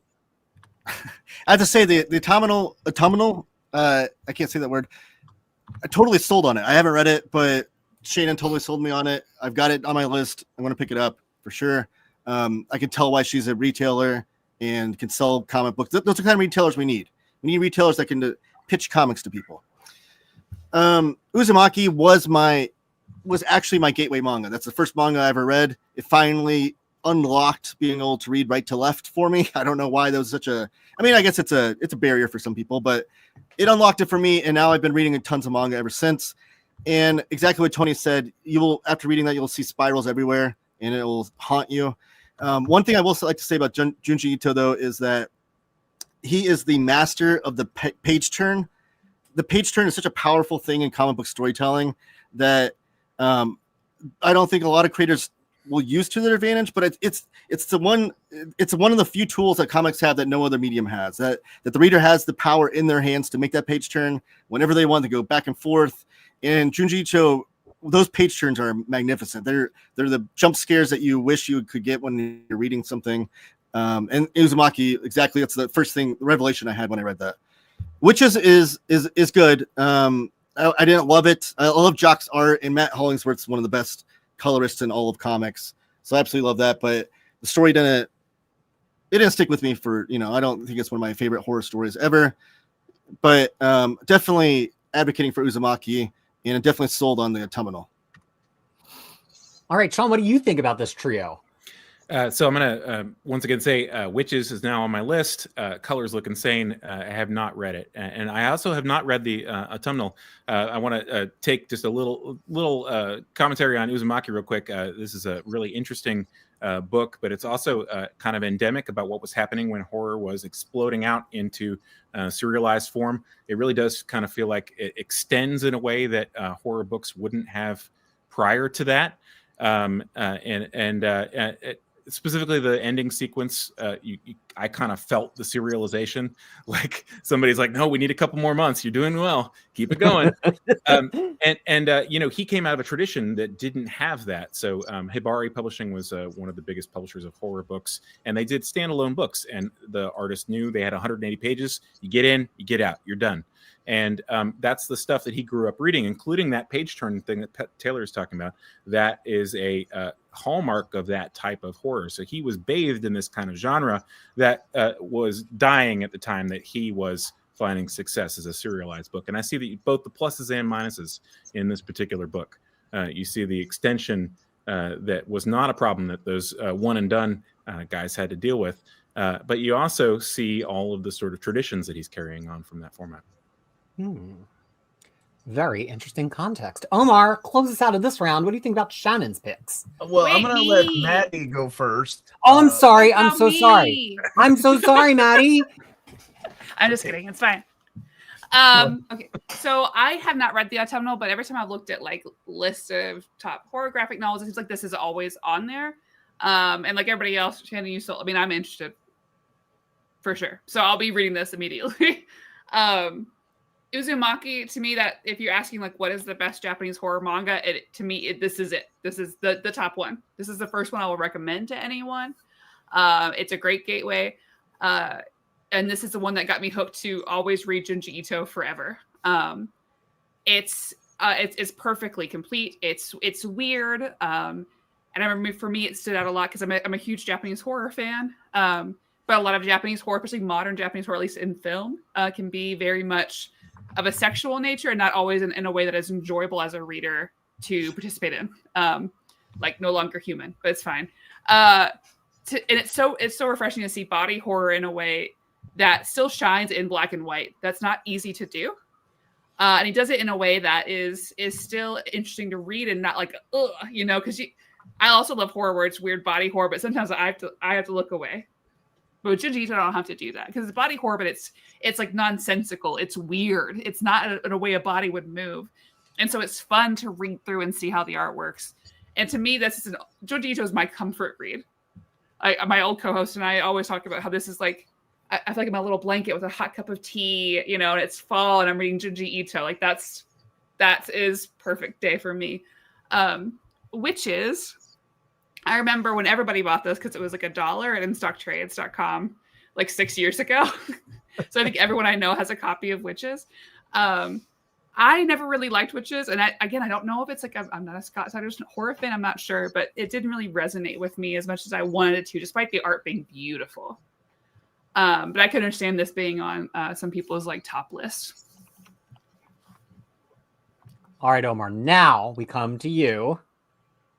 Do you have anything Now. you can add? Not that anyone else has already said. I think the autumnal is a great choice. I didn't really see it coming on the list, but I'm so glad you put it there. Like, because it is a really, it was Vault, right, that printed this, I think. It was Vault. It was Vault, yeah. Yeah, this book is awesome, and it definitely should be read. Uzumaki, the Hot Topic kids love it, so it's hot, and it's always going to sell. I think my daughters, both of them, one is in middle school, one's in high school, and they have friends that wear Uzumaki shirts, and I'm like, this is crazy, because there was a time when I'm like, there's no way people are going to catch on to Junji Ito. It was back when, I think it was Museum of Horror, that Dark Horse was printing. It wasn't even called Tomie, because they were like, how do we market this? We can't call it Tomie. And now it just makes me happy that it's just everywhere. It's like part of pop culture, which is insane. And I think Uzumaki is probably the safest choice. I like Witches. I do. I like Scott Snyder. I love the artwork in here by Jock. That might be the only one that maybe doesn't get my vote, because the other two just come really strong. And also, there's so many freaking choices that we like. For 10 of these, it's going to be difficult. Especially for somebody like Tony, who's going to vote for every damn book. I got more that aren't even on this list that I feel like need to be evergreen. I'm voting for others. Write-ins. The chat, I can already tell you if we do a chat vote, the chat is incensed that nobody picked Bernie Wrightson Frankenstein. No Bernie Wrightson. No I came close. No Beneath the Trees. I don't know why I forgot about it until we did the show. I was like, wait, why didn't I put that on there? It's perfect. Animal Man would have been good. This would always no happen. Feral, outrageous. No Swamp Thing. No, I know. There's so many good Caleb ones. almost brought Swamp Thing. I may have put my thumb on the scale a little bit there. I know my buddy Jess is sick, and he was supposed to be here tonight. What were his choices, Peter? Do you remember? Jess was going to bring. Hold on, give me a moment. Not Beautiful Darkness. We know that. Yeah, he hates that. I love it. Jess. It made him feel dirty. Jess was going. That's how your description of it made me feel.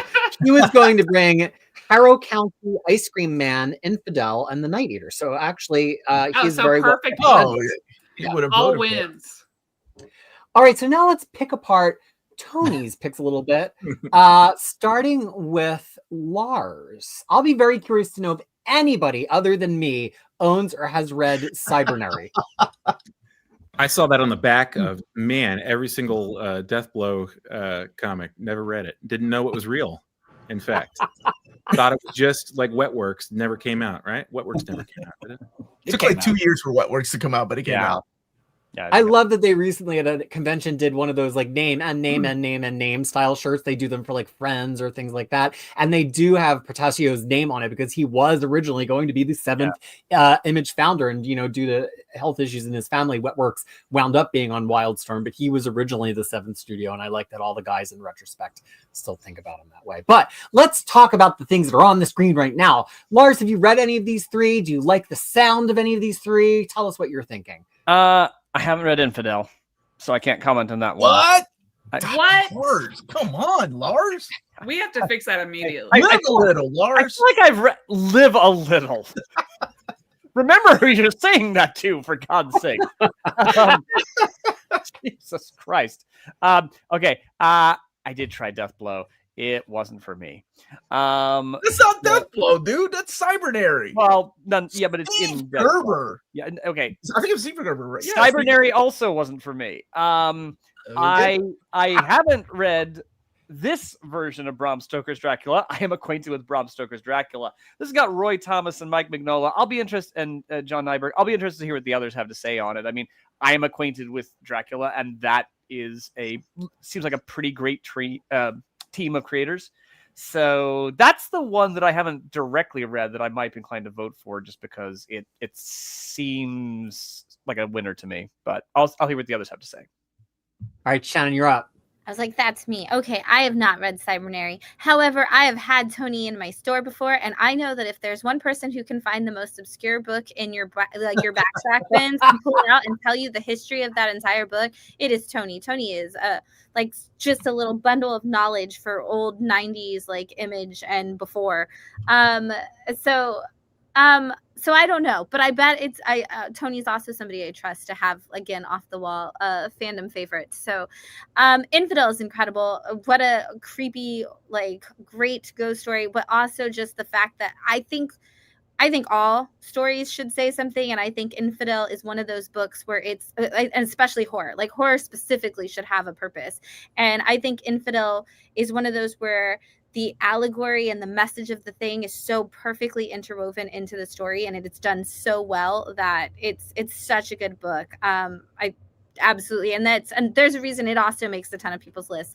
And Bram Stoker's Dracula, I'm just saying, like, you're not wrong, Lars. This is a great team up. I find when these come through and land in our backstock bins, they don't last for long. People are so excited about them. I wish that this was something that, like, I had collected, because again, those single issues for it just go so fast.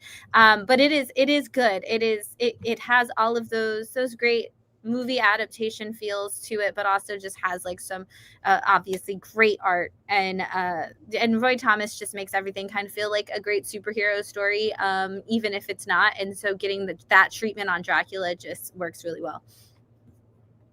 All right, Taylor, what do you think about this trio? You may be muted again.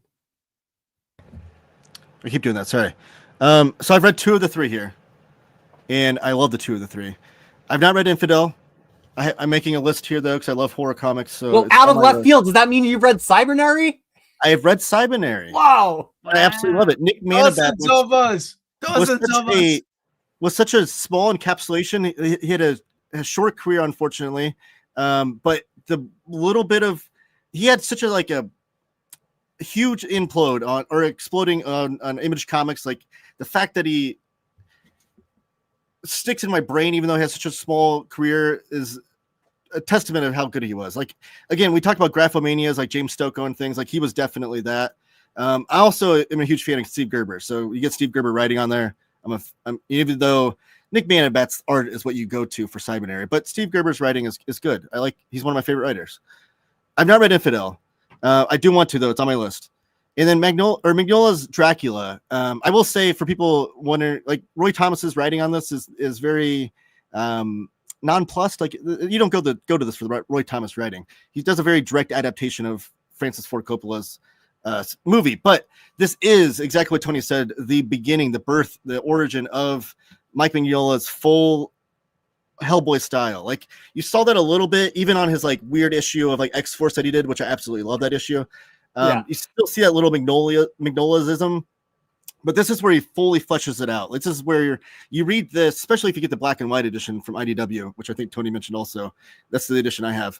And you just see all those spotting the blacks, him using total atmosphere, just creating atmosphere within the artwork. Amazing stuff. Like, you go to this for the artwork for sure. And the single issues are good too. Mark Chiarello on there. And they came with like cool little trading cards. So I have those. I do have the single issues with the trading cards. Those are fun. But yeah, Mike Mignola, this is the birth of the Hellboy style. If you want to see where it was fully fleshed out, it was with this. And dare I say, as a huge Dracula fan, when I was going to bring votes, I was going to bring 3 Dracula books. I was just going to bring all Dracula adaptations. This is maybe more fun to consume than the movie. Like, it's just, I think it's actually, I mean, it makes sense because it's an adaptation of a book to begin with. But I don't know. I feel like I have gone back to this more than I've gone back to the movie. I have to agree, Crisis. I think I enjoy this comic way more than the movie. Francis Ford Coppola is a genius, like a great director, of course. But the movie, I feel like it's a little long. Long in the tooth. I think this comic is what I enjoyed the most. I will say I just read George A. Bess's adaptation of Bram Stoker's Dracula, and the artwork in that is mind-blowingly good. Especially Frankenstein, if you have not read that. Those 2 were on my short list to add to this. And then the Dracula kind of sequel that Martin Simmons did with James Tynion, another great Dracula story. So yeah, Dracula's got no no short list of great comics, but this one is awesome. Maybe we can do an all Dracula, all vampire. Next Halloween, all vampire. Ooh, yeah. Okay, Maddie, what do you think about this trio of picks from Tony? So I've only read Infidel, which I think is, of course, that's yeah, absolutely should be in there. Also, if you guys like Infidel and you haven't read Bottom Feeders by my other favorite, Ezra Clayton Daniels, please read it. I thought about putting the Upgrade Soul in here again, and I was like, I have to be stopped. I can't recommend it every time I do a show, but I can recommend Bottom Feeders. Infidel's perfect book. I mean, it's so atmospheric. The art's incredible. The story, just, I mean, it's perfect, no questions. If you're interested in my thoughts, we did a show on it 2 weeks ago with Sean from the Comics Pals. Cybernary I haven't read. It looks really cool though, so I'm very interested in that. The design is definitely my wheelhouse. I really like that. And I haven't read Bram Stoker's Dracula, but I love Roy Thomas, so I need to fix that. So unfortunately, I'm not a lot of help with this one, but they all seem like great picks. All right. How about Sean? Do you have anything to contribute on this trio? I do, yeah. So first off, Jose Villarrubia is a fantastic colorist, and he's a very intriguing guy. And he's one of those people that you can kind of just pick a thread and then follow that thread and see all the different projects that he's interested in. And anything that he has his name on gets a stamp of approval from me. Very, very interested in taking a look at the entire thing. I dipped in before. Out myself as an old man here, I found the Mike Mignola Bram Stoker's Dracula. That's a very complex thing to say there. On the shelf at my grocery store when I was a wee lad, because they went rogue and started apparently getting Topps comics as well as the normal Archie comics fair that they had. And it was in a little poly bag. And I was like, isn't that weird guy from X-Force? So yes, Mike Mignola brought his mature Hellboy style to X-Force, to Rob Liefeld's X-Force, before Bram Stoker's Dracula, but probably looking at all the reference photos for Bram Stoker's Dracula might have inspired him to add a few more tombstones. That's all I have to say. Oh, I actually really like all three of these books. Before Omar talks, I want to just say Infidel, it just works on so many levels. Aaron Campbell's art, I was aware of him and enjoyed him. And of course, I really liked him subsequent to this on the Hellblazer run with Cy Sperrier for the rebirth of the Sandman universe. But this is the book where I was really like, holy crap. And I think a lot of that is the Jose Villarruba colors. And actually, he's a great person to follow on social media. If you want an education about how comics are made like every damn day, go follow Villarruba on Facebook or on Blue Sky or wherever, Instagram, wherever you may find him. But yeah, Infidel is really cool because it's so grounded in the real world that at points you kind of forget that there's a creepy horror part, because the real world interactions between the people and the distrust that's sown between them is actually quite horrific. And then also there's horror. But Omar, what do you think about this trio to wrap up our comments on Tony? First of all, I had no idea I was going to be seeing not one, but two different Keanu Reeves movies in comic book format today. That's really unique and for an Evergreen stream. And also, my gosh, as soon as Tony emailed me and he had Cybernary, I'm like, oh my god, he is perfect for this stream, because I don't think very many people have heard of Cybernary. I'm a big fan. That was one of the comics I remember from Image that I was like, oh my gosh, this is so different. This is no longer just about the art. I mean, yes, it is. But the story is actually pretty damn good. Infidel managed to do something that not a lot of comics or movies do these days, and that's freak me the hell out with a lot of the imagery. I've shared this with my viewers many a times, but I grew up watching horror movies at a young age, like 4 years old. I shouldn't have been watching things like The Omen or The Exorcist, but I did, because my mom and dad were just really responsible. And yeah, so I don't really get scared that easy to this day, but Infidel managed to freak me the fuck out. There's one panel, and I don't want to spoil what it is in there, that I'm like, oh, I'm home by myself. This is really creepy. I probably need to put the book down. Dracula, solid, man. I had those single issues. I thought I was going to be rich because I kept them polybagged with the trading cards, so I'm not, and I guess I should have flipped them when I could have. Whew. Yeah, these are 3 copies of Silver Sable #1, right? And all my copies of Turok #1 from the Valiant relaunch, yes, and the Rebirth of Superman. Man, this is gonna be tough. I'm glad the Dracula book was chosen though. Come on, the guy is just—he's legendary for a reason. So, yeah, that will get my vote. I haven't read Ice Cream Man. I've heard of Black Hole. It looks familiar. I've not read that either. So yeah, I know. I feel like Ice Cream Man is very much the Lars aesthetic. Anybody who knows Lars, Maddie, you want to chime in here? I feel like Lars would really appreciate Ice Cream Man. Absolutely. Hard to agree. It's so unique and weird and fun. I mean, it's just, it feels like almost watching like a weird sci-fi TV show that like is anthology. Well, there's like a Black Mirror. Yeah, very Black Mirror. Yeah. Like so it's batshit, and that makes you think the actual Ice Cream Man himself. Like, they should make a show on this for like HBO Max or something. It would fit very well. I think Lars should be the Ice Cream Man for Halloween. I was gonna say the Ice Cream Man himself looks like a dude that naps for 18 minutes. Absolutely, like legit. Speaking of Ice Cream Man movies, has anybody ever watched the old Ron Howard's brother starring as the Ice Cream Man horror movie? No. Yeah, Ron Howard's brother. Wow, that's an old one, man. Yeah. He plays the Ice Cream Man in this horror movie, and it's interesting. It's interesting to say the least. Nothing to do with the comic. It just dawned on me that when you said an adaptation of this. I'm now imagining they're watching this guy and then going, "Oh my god, he woke up at 18 minutes. It could be him." That's exactly. I'm going to think that every time I read another issue of Ice Cream Man, I'm going to be picturing him napping off panel for 18 minutes at a time. Well, let's move on down to Shannon, because I know that Shannon has read Ice Cream Man. I don't know about the other two, but I know for a fact Shannon has read Ice Cream Man. Yeah, I'll do that last because you know I have lots to say about that. I've read a lot of creepy and eerie. I don't know if I've never read this as a collection to see how it stands alone. But I mean, you're talking about some obviously creepy and eerie. You're talking about some of the best horror stuff that exists. I have not read all of Black Hole. I've started it and not finished it, not for any reason of Black Hole, like nothing it did. I just never got back to it. But I can honestly say Ice Cream Man was actually even on my list because I am a huge Ice Cream Man fan. I think it is one of the best horror anthologies. I think it's part of a big reason why we started to see so many more horror anthologies coming back to comics because of it. It is not horror in the sense of jump scares or things like that, but in that existential fear of dread, like sense of dread that we are all bugs. We are all dying. The world itself is horrific. That was actually a really great issue. But like Taylor said when he pitched it, one of the best things that Ice Cream Man does that not enough people do is W. Maxwell Prince and Martin are actually completely and totally trying to do everything they can to make a comic in a completely different way than comics are supposed to be made. I mean, you've got an issue that is a palindrome that when you get to the middle line, it reads the same forward and backwards. You've got an issue that's a Neapolitan issue where it's 3 different silent stories labeled layered in the different colors. You've got an issue where it's a tree and you have to read it sideways as you climb the tree with the character.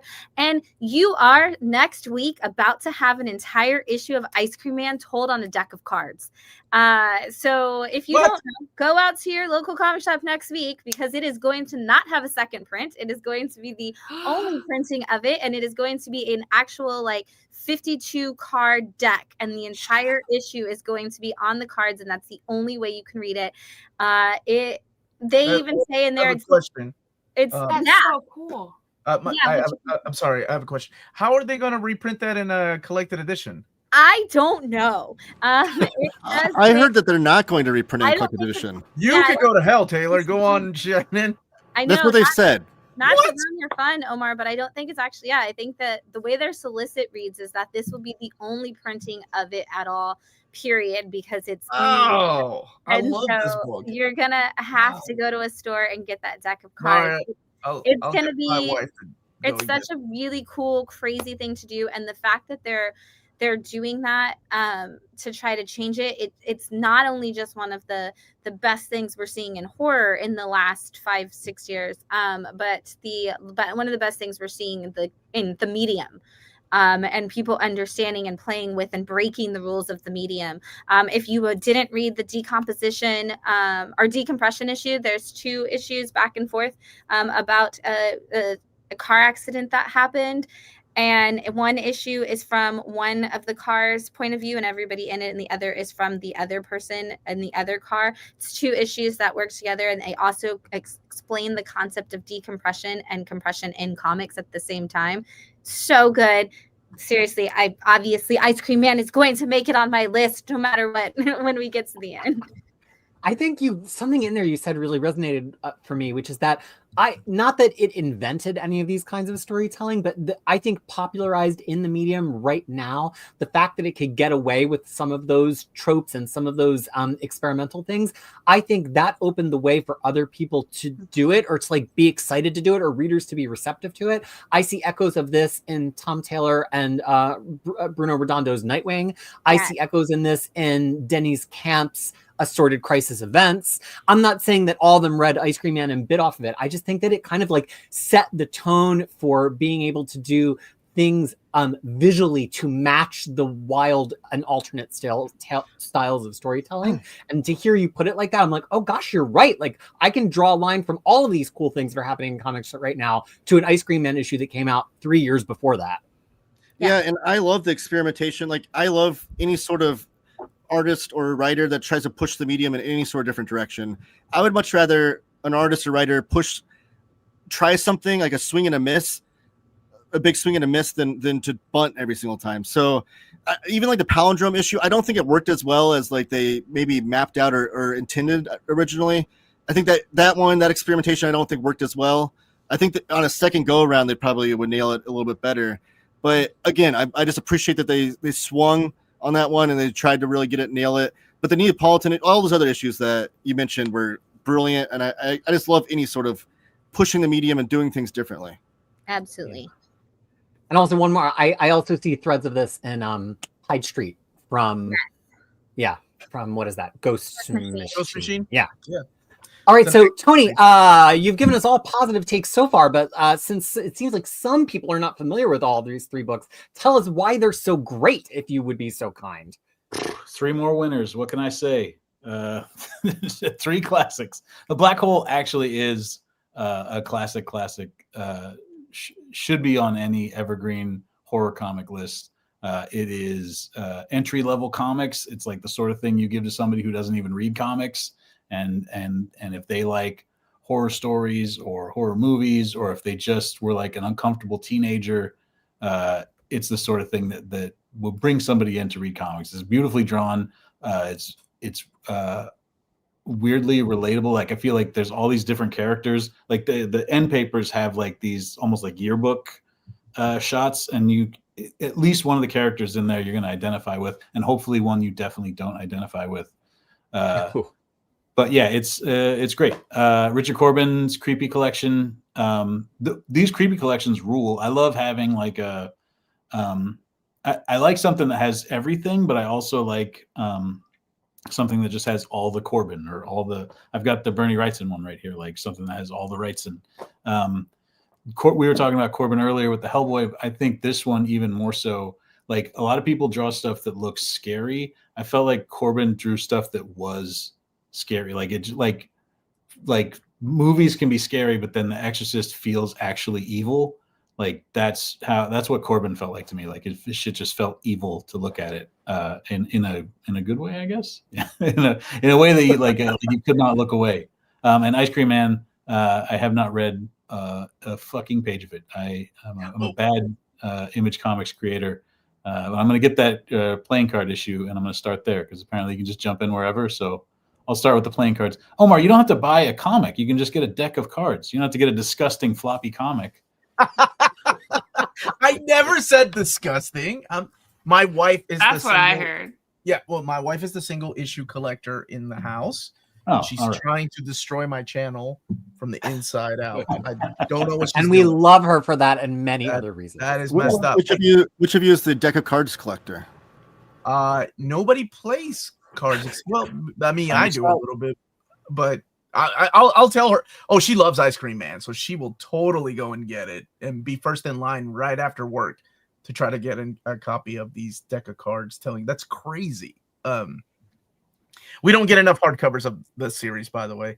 Every year, we should have one every year And for some reason, they do it like every 18 months, every 19 months. And I know they take breaks in between issues sometimes, but whew, I love anthology series like this.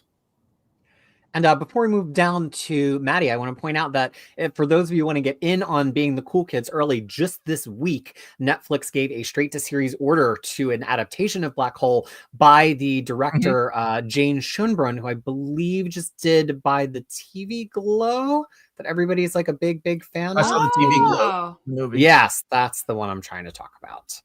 So I'm cautiously optimistic about that. Charles Burns' artwork, he's one of those artists where like I can't imagine an adaptation of it. I can only see Charles Burns' artwork. So I'm glad that Charles Burns got paid for it, for having an adaptation. I'm super stoked that he got some money. I'm assuming he got money. I'm stoked that he got paid. And I hope that this lends itself to having more people read Black Hole. But I don't know if it could be adapted. It's one of those comics that I feel like I can only imagine with his artwork. Have you seen It Follows? No. Okay, so It Follows always reminds me of Black Hole. By the way, that is a masterpiece, and I don't mean to jump ahead. Black Hole, I love that book. And I think what they did right was kind of follow the Dario Argento type of storytelling when it comes to movies, kind of like making you almost like you're looking at the movie through a looking glass, so like you're part of the story. And if they do that with Black Hole, and I saw the TV Glows, and I thought it kind of reminded me of that feeling that I had from Dario Argento and It Follows, and I cannot remember who did It Follows, but I think if they pull that off on a TV show, they can do it right. We just, I know that's grotesque and stuff, but there's more to it than just that, right? Like there's this creepy factor, like don't have sex, don't ever have sex with anybody, and they might be able to pull that off on you said Netflix, right? Yeah, I'll give it a shot. I'll watch it. I know, man, like adaptations of these things is really difficult. Like I wasn't the biggest fan of the adaptation of what was it, Lock and Key. Like I did not like that adaptation. I think they missed the point of Lock and Key. But that's just I like that too, because there's nothing that feels better than being like the book's better. Like loving the book and being able to say, like, I read that book 20 years ago. It's incredible. You didn't see what it really was. That's the best. So I feel like it's win-win. Somebody gets paid a bunch of money, and then we get to say, like, oh, Lock and Key the book, though. Very good. And then we get to be snobs. Yes. Not all of us, Lars. Got it. All right, but now let's pause on the sidebar there and make sure I don't skip Maddie again.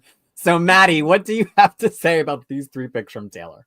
So unfortunately, the only one I've read is Ice Cream Man, which is phenomenal. Oh, so good, so creepy. And I love nothing better than that creepy little like anthology. I love when I read book series and it's like each one is its own story, even if there's like a overarching plot or not. Like it feels good, it feels fun, and it's so weird. Oh, it's so weird, but in the best way. It's so good. So that's a definite.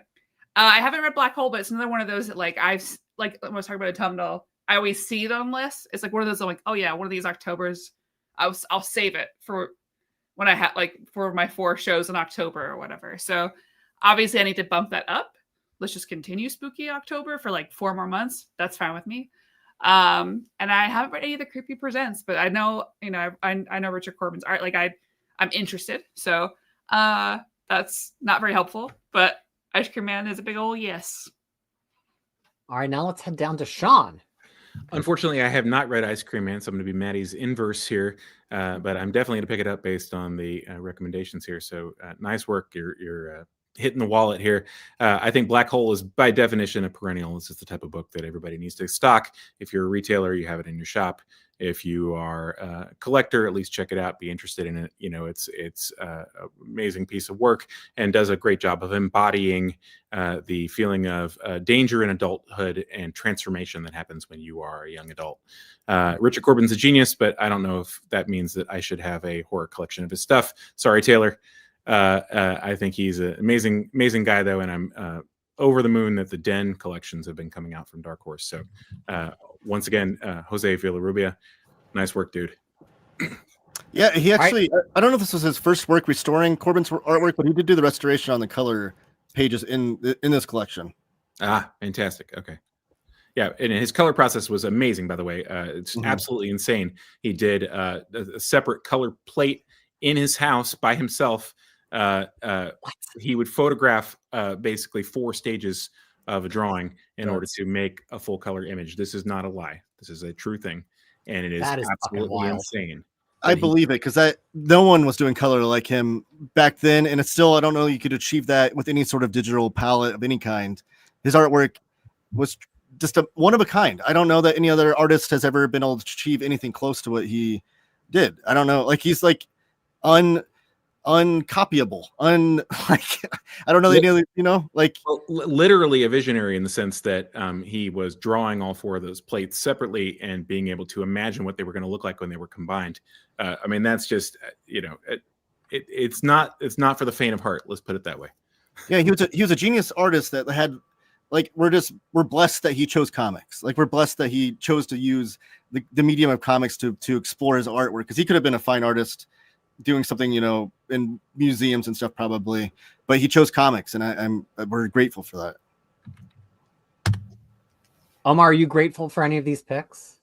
I am very grateful for Black Hole, and I really, really, really like Ice Cream Man, and I love Richard Corbin. I think Taylor said it best when he brings that eerie and creepy factor to his art, even if he's not drawing. Like, even in was it a Hulk book? Like, there's all this like body horror and just the stuff of nightmares that shouldn't fit in a book, but he just makes it creepier. And it's hard to vote for. I mean, Black Hole and Ice Cream Man. I think if we're to pick 10, I don't know. I love the anthology idea of Ice Cream Man, and it is I think probably an easier gateway to other horror comics than something like my choice of Tales from the Crypt. But I can't vote against my choice. Tales from the Crypt is just a masterpiece. The only one I would have a problem with might be Creepy Presents, just because I love the idea of anthology series. An anthology series gives you that small taste of different creators, as and not just different stories, but also different creators too. And yeah, that's I would have loved to pick all of the creepy and eerie archives, but it was too many pages.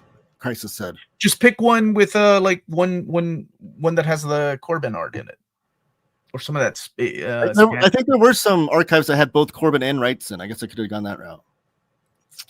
Yeah. Okay. That's it for all me. Right. Though. Let's talk about Wonder Maddie's picks. Lars, any favorites of yours in this trio?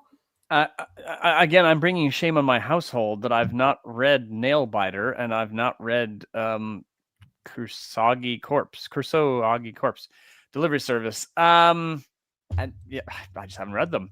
Harrow County. I'm trying to remember if I've tried that one or not. I will say I've read a lot from Colin Bunn that I have enjoyed. So, and Carlos B. McNeil has done this one. That's a great creative team. I'm fully prepared to believe that one's pretty awesome. But that's as far as I can get. All right. No shame in finding new favorites here on the stream. Shannon, what about you? I am making a list. It's true. Yeah. Yeah. I have not read Kurosagi Corpse, but it has been on my list of that I have to check out. So I'm really glad that it made the list, because it means I'm going in the right direction. Harrow County, I think, is one of Cullen Bunn's like best works. Cullen is somebody who kind of really does make horror seem like he loves to play with horror in the real world, and the way he almost makes it seem like you can walk into those experiences yourself a lot of times with his horror. And I think Harrow County, especially with Maddie talking about like, oh, this is where I'm from, knowing that Cullen also knows that area and like it's something that like he's been around, I think that also really kind of helps the story. And I do love Tyler Cook's work too as well, and so really good. Joshua Williamson's Nailbiter is one that I love to put in the hands of people who are like, I want something weird and creepy and just that's gonna like put me off kilter when I read it.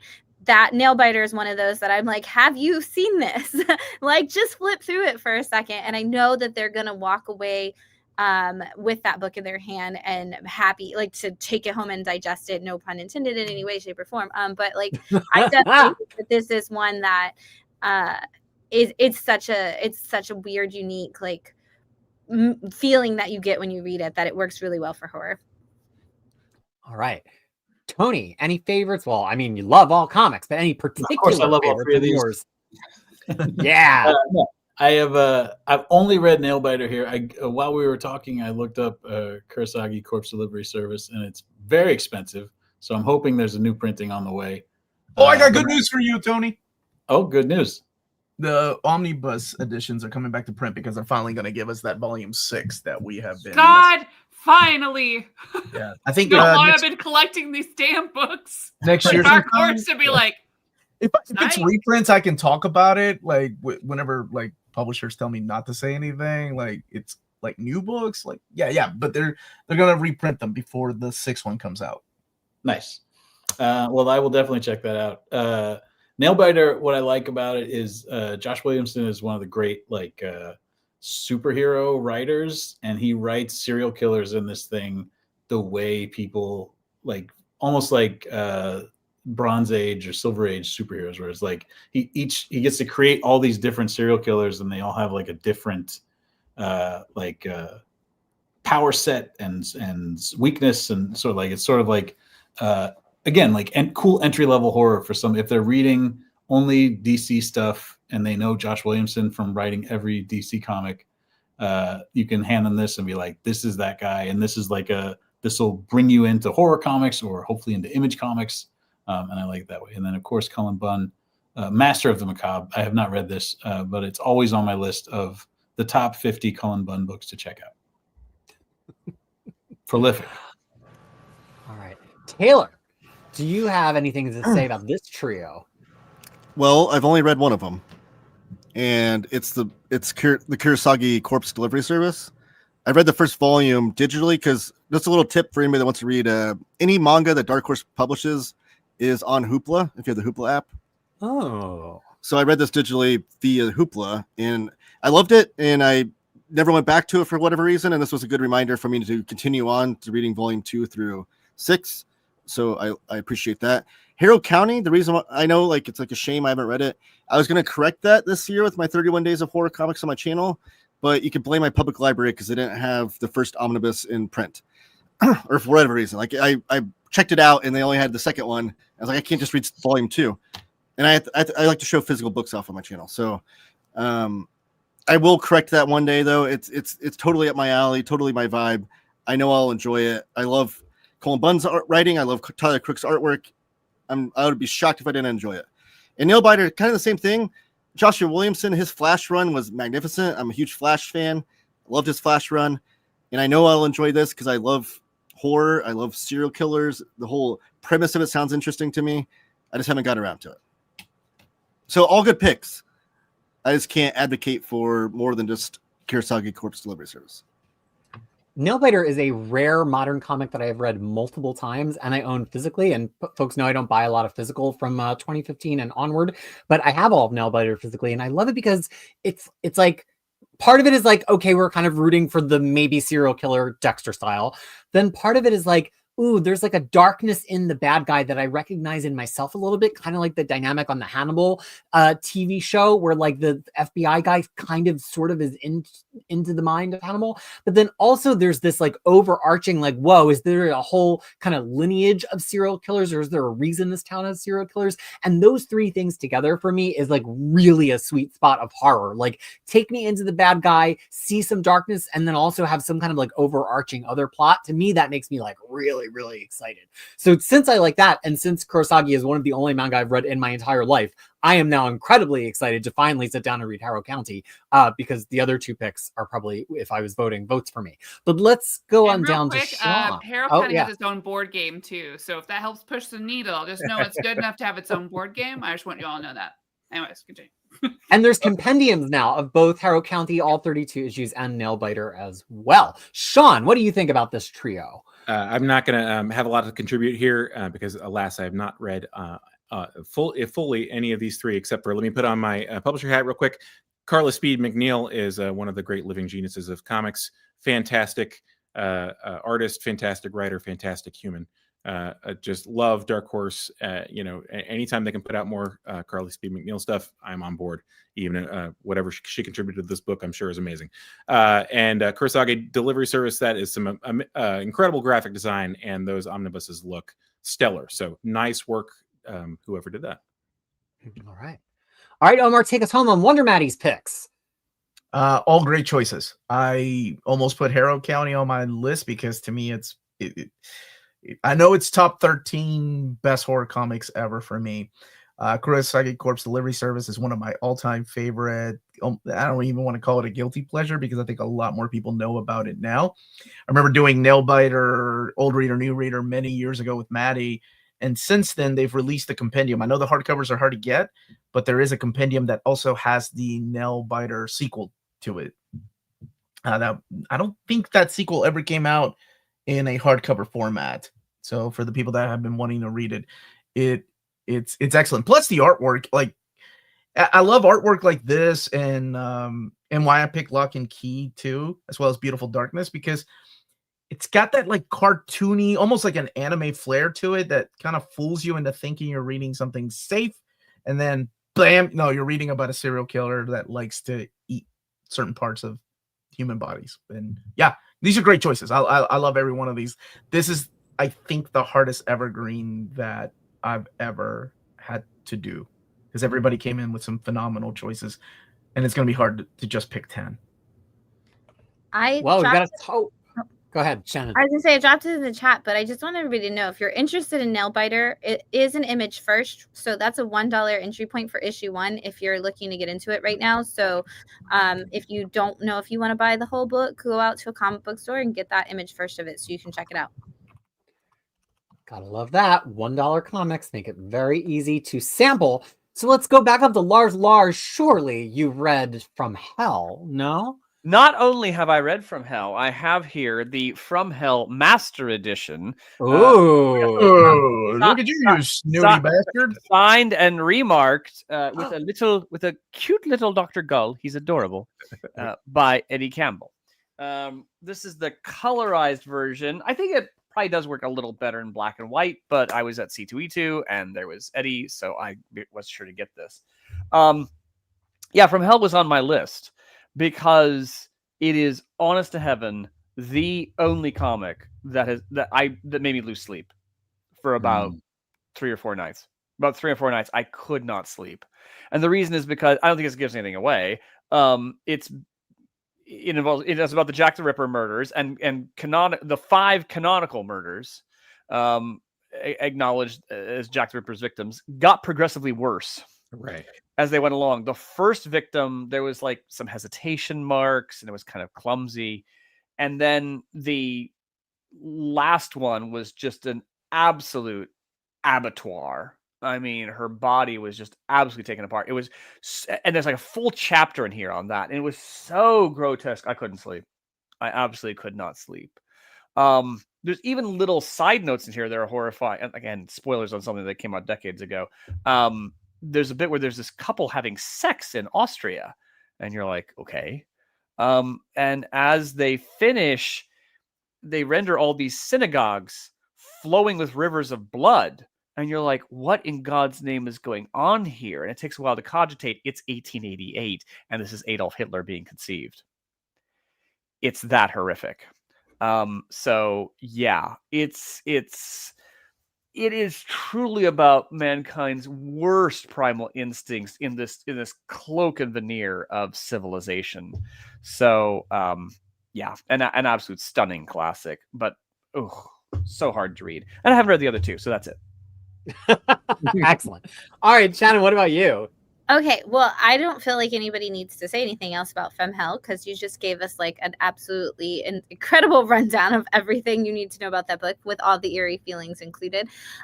Drifting Classroom, I mean, if you like Junji Ito's work, you have to give credit to Drifting Classroom for also being just the cornerstone pillar of the horror manga world. And I know everybody else is going to talk about it too, because it's one of those, even in the comments, people are like, everybody picked Drifting Classroom. So I just want to, since he's on here, I just want to actually take my time to give a shout out to Sean for Mansect, because if you don't know it, go just Google it so you can see Kosha's like interiors and like the way that the way that book looks is just fantastic. The way y'all packaged it in general, it's one of those where I can't keep it in stock.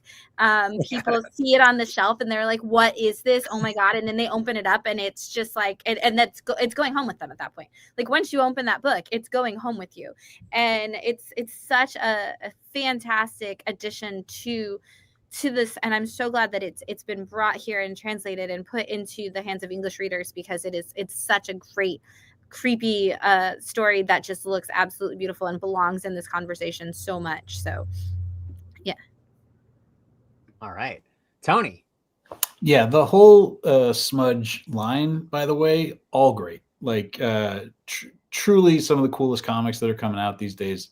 I would have if I didn't know you were going to be on here, but anybody that brought this up, I would have said the same thing. I truly dig the shit out of them. I've been on other shows and I sort of described them as like the Vinegar Syndrome or the Severin of manga, where it's like they're finding these sort of like dirty, undiscovered little gems and sort of like bringing them up and dusting them off and presenting them in a real classy way. So yeah, if you haven't checked out Mansect or her Frankenstein, or what's the mushroom one? UFO Mushroom Invasion. Yeah. Oh my God, UFO Mushroom Invasion, so good. Yeah. Oh, And Face Meat and My Gorilla Family. Yo, I don't know My Gorilla Family. Is that new or old? That's the newest one. Well, shit. All right, great news. I haven't read that one either. Yeah, those books rule. From Hell, obviously, like Lars said, a classic, a masterpiece. And I hadn't read Drifting Classroom, but based on the other two on this slide, I ordered it while we were talking. From cheapgraphicnovels.com. You're not going to be disappointed. I mean, Drifting Classroom is a classic for a reason. It's just absolutely stunning. And like Koga, Shinichi and Kazuo Umezu actually came up in the same trajectory, and they were kind of rivals. They both drew for girls magazines in the 60s and became popular that way. And then both started drawing for boys magazines and eventually like magazines for adults as well. But yeah, they had a parallel careers, and interesting to kind of like see them together and they're kind of in dialogue with each other and competition at different times too. Taylor, I have my suspicions that you know all three of these books very well. Am I correct? You are correct. So, Drifting Classroom, I came into manga, like I said earlier, with Junji Ito, but I've since become like Kazuo Umezu is like my number one favorite mangaka. Absolutely love Drifting Classroom. Oh. It's great stuff. Should be read by all. The book design too. While we're talking about book design, beautiful looking books.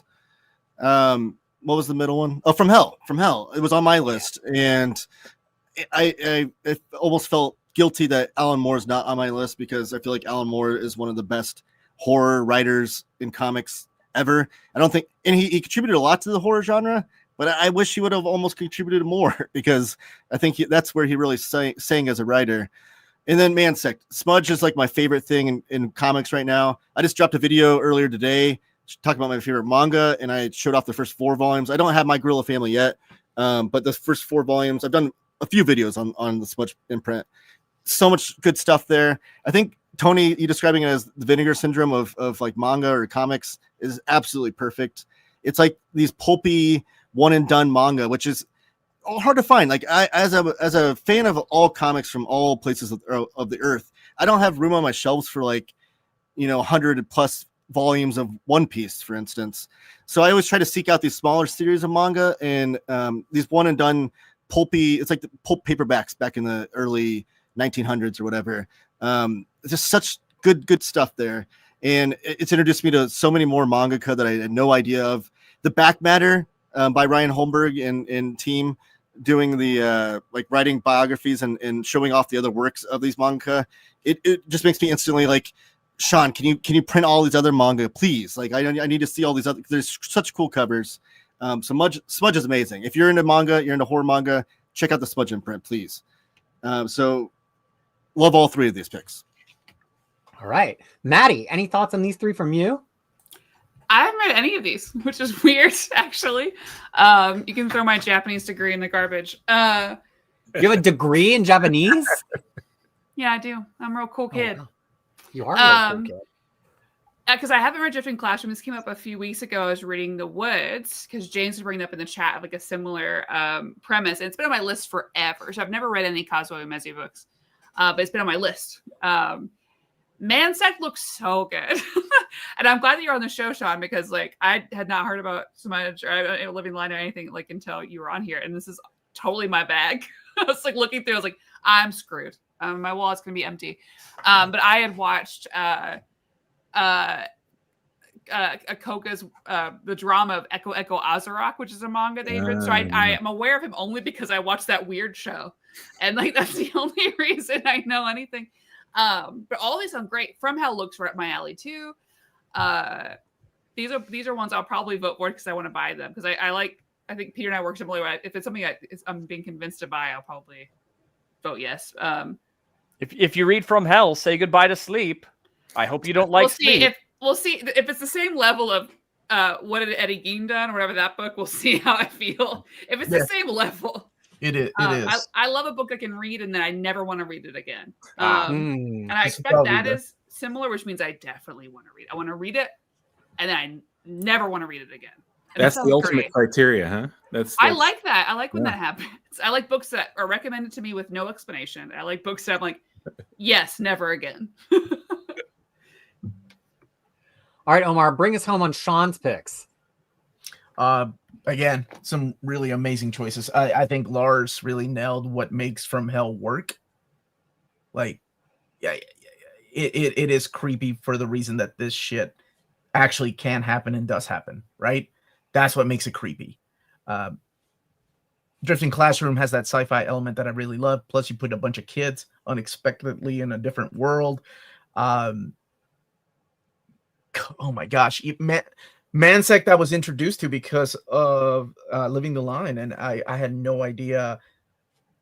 I wasn't aware of Koga Shinichi's work until I think that was brought into my attention, and then I became an instant fan. Man, woo, these are tough because they're all three great choices for different reasons too. You got like the body horror, you've got kids in trouble, and you've got real shit that happens in real life, unfortunately. Yeah. All right, well, let's take a spin through our final trio of choices, Omar's picks. Lars, any thoughts on these? I haven't read Beautiful Darkness. Tales from the Crypt is a classic. You know, again, I have this odd recognition of books that are perhaps more historical than enjoyable. What? I'd have to stop. I mean, it's from the 1950s. It's from the 1950s. That doesn't make it bad. It's one of the no. I'm not saying that makes it bad. It's just, Lars has said the same thing about Jack Kirby comics, and it kills me. So yeah, no, it's true. That's very true. I recognize Tales from the Crypt's historical significance.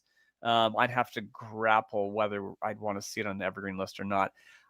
I am one of those weirdos. I tried Lock and Key. I couldn't really get there with it. So, and again, I'm willing to. Maybe I'm at fault. It could be me.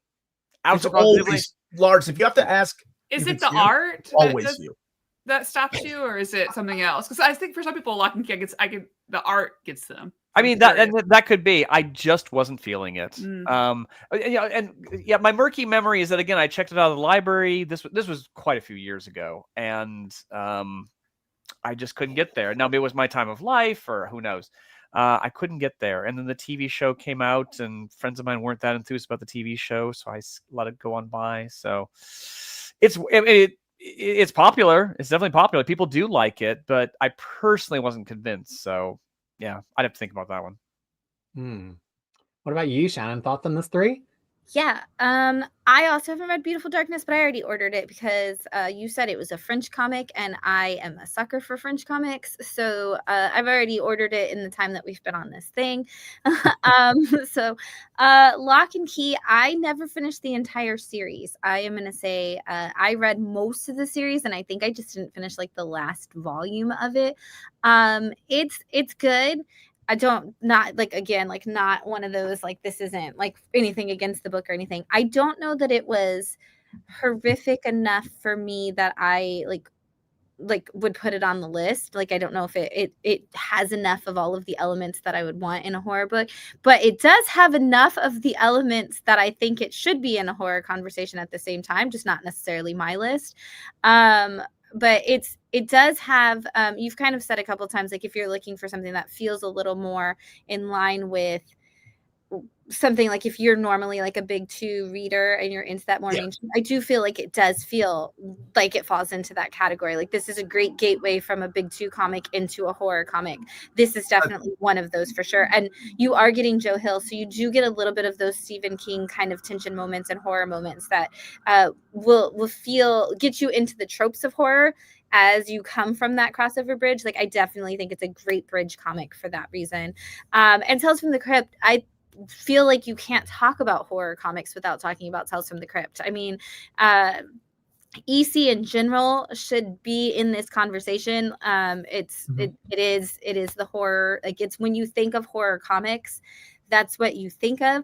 When people come in and they say, do you have any horror comics? They don't say, do you have any horror comics? They say, do you have any EC horror? You know, that is the thing that people are constantly looking for. And Tales from the Crypt starts that conversation. And the fact that we're seeing EC horror come back so hard right now, and we're seeing all of that, like, just not only like looking for the old ones, but with everybody getting those new Oni EC titles and getting excited for it again, there is so much more conversation coming back to, like, oh my God, do you remember the old Tales from the Crypt? And the art in them, the storytelling them. And one of the things I say all the time with the new EC books is, I want what these did. I want to read those books and have not only just that fear, but go, oh, look at how they got what they deserved. And we don't always get the look at how they got what they deserved horror really well in the newer ones. Like, some of them hit it really well, and some of them aren't as much of like hit it with that hammer. And these did it so well. And it's just, and Omar knows this was on my list too, so I'm obviously biased because it was on my list of things that I would include. But I think you can't have a horror comic conversation without including Tales from the Crypt. Thank you for mentioning Lock and Key in that way, because, you know, I thought about playing it safe and bringing something like Batman Red Rain or Deceased or Marvel Zombies, but I feel like even those are just two superheroes. Yeah. That's why I chose Lock and Key. Yeah. I think it, like I said, I think it's a perfect bridge. Like, if you're coming from the big 2 world, you want to try something on the horror indie side. I think Lock and Key it just opens up so many doors, again, pun not intended, for people who want to try to transfer over. And something interesting about Lock and Key, I remember binging it. It's unputdownable once you get the ball rolling. And I remember binging it right when I had Kid Crisis, so like over a decade ago. And something that's so unsettling about it is that the main cast of characters are kids, but it's a very adult horror story with very adult horror themes in it. And the 2 of them are like teenagers, kind of like on the cusp of adulthood. But again, I mean, you could tell he's Stephen King's son. There's something unsettling about the fact that they're dealing with it. And it almost, this might fit that Maddie criteria for me, where I love Lock and Key. I have all of it. I do not know if I want to reread it. I love it. I will always love reading it. It might have unsettled me enough that I don't want to read it again, which is an interesting criteria that's been introduced to me by Maddie as a good thing. Let's move on down the line to Tony, though. Have you had any opinions on this trio of books? Yeah, all 3 of these are ones that I love. Lock and Key, I feel like I might reread that soon. That's one that I probably reread like every maybe like 5 years or something. One of the worst logos in comic book history. That was a stumbling block for me early on. IDW now famous for their horrible logos, and this was an early indicator. There's that hate, Tony. There's what we're looking for. There's a shot fired. It's anticipating the trend that's currently going of black metal bands making incomprehensible logos where you can't actually read it. It only took 2 hours and 18 minutes, but you got there. Congratulations. Lucky old. Beautiful Darkness. That's the idea with these streams, is that they keep you around long enough to where they just break you.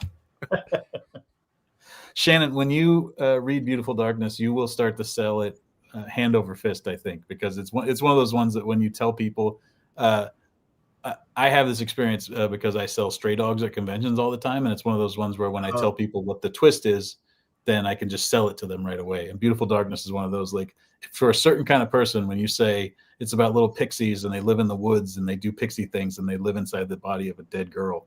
Once you say dead girl, people be like, I got to read that. That's crazy. Yeah, why? Yeah. So I should just order like 7 of them to start with. Got it. Yeah, believe in yourself. Yeah. And then Tales from the Crypt. I have, like, if we're talking editions, which I would hope to do here on Near Mint Condition, I have the Russ Cochran sets, which is how I like to read them. They're up here. Oh, Tony, you are a true comic collector. That is a trophy on your top of your shelf there. That's right. Yeah, those are beautiful. Those are done in black and white for the people that don't know. Yes, and that's the argument, because Max thinks that he wants to read the recent collections because they're in color, but I prefer them in the black and white. Not the original. I mean, originally they were in color, but I think the Cochrane is sort of like the perfect collection of them. I never read them like just sit down and read one straight through, though. I pick them up like the Bible. Like, I flip into a chapter, I read that chapter, and then I sit down and I feel fulfilled. Yeah. You mean you don't sit down and read the Bible cover to cover every time? Front to back. They need better chapter breaks and better covers. It probably covers at the end. It's really weird. Maddie's criteria again. I got Bible, through the Bible and I never wanted to read it again. That's right. Man, can you imagine if Kirkman put together a collection of the Bible? Oh yeah. I mean, just read Mark Russell's God is Disappointed in You. That's the Bible that you need to read if you're looking to read one all the way through. No Action Bible? I thought maybe we could talk about the Action Bible. There's an Action Bible omnibus, and we still don't have a Dark Hawk omnibus. Go on. Maybe we'll do Bible adaptations next year for our special Easter stream. Omar, just for that comment, you can never get upset when someone says, "Why did we get this omnibus? Why didn't we get this one?" Oh, I'm not. This video is not sponsored by Marvel. That's just my true feelings. Bible. I mean, it's not like they own Action Bible or that. They have 3 omnis of the Bible, which is insane. And no Dark Hawk. What is up?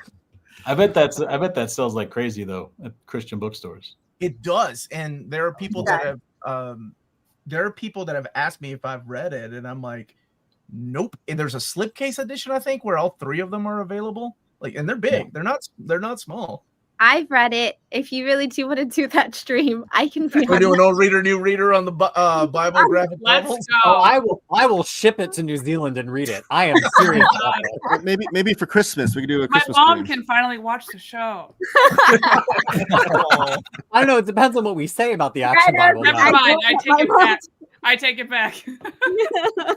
Just think about all the new viewers. Think about all the new viewers who get tuning into that show, Omar, and then they watch some of your other videos about Beautiful Darkness. They're like, "Wait a minute, what am I watching here?" Oh my gosh, I get comments like that all the time. Like, how dare you talk about this? I'm like, oh man, come on, it's a comic book. Chill.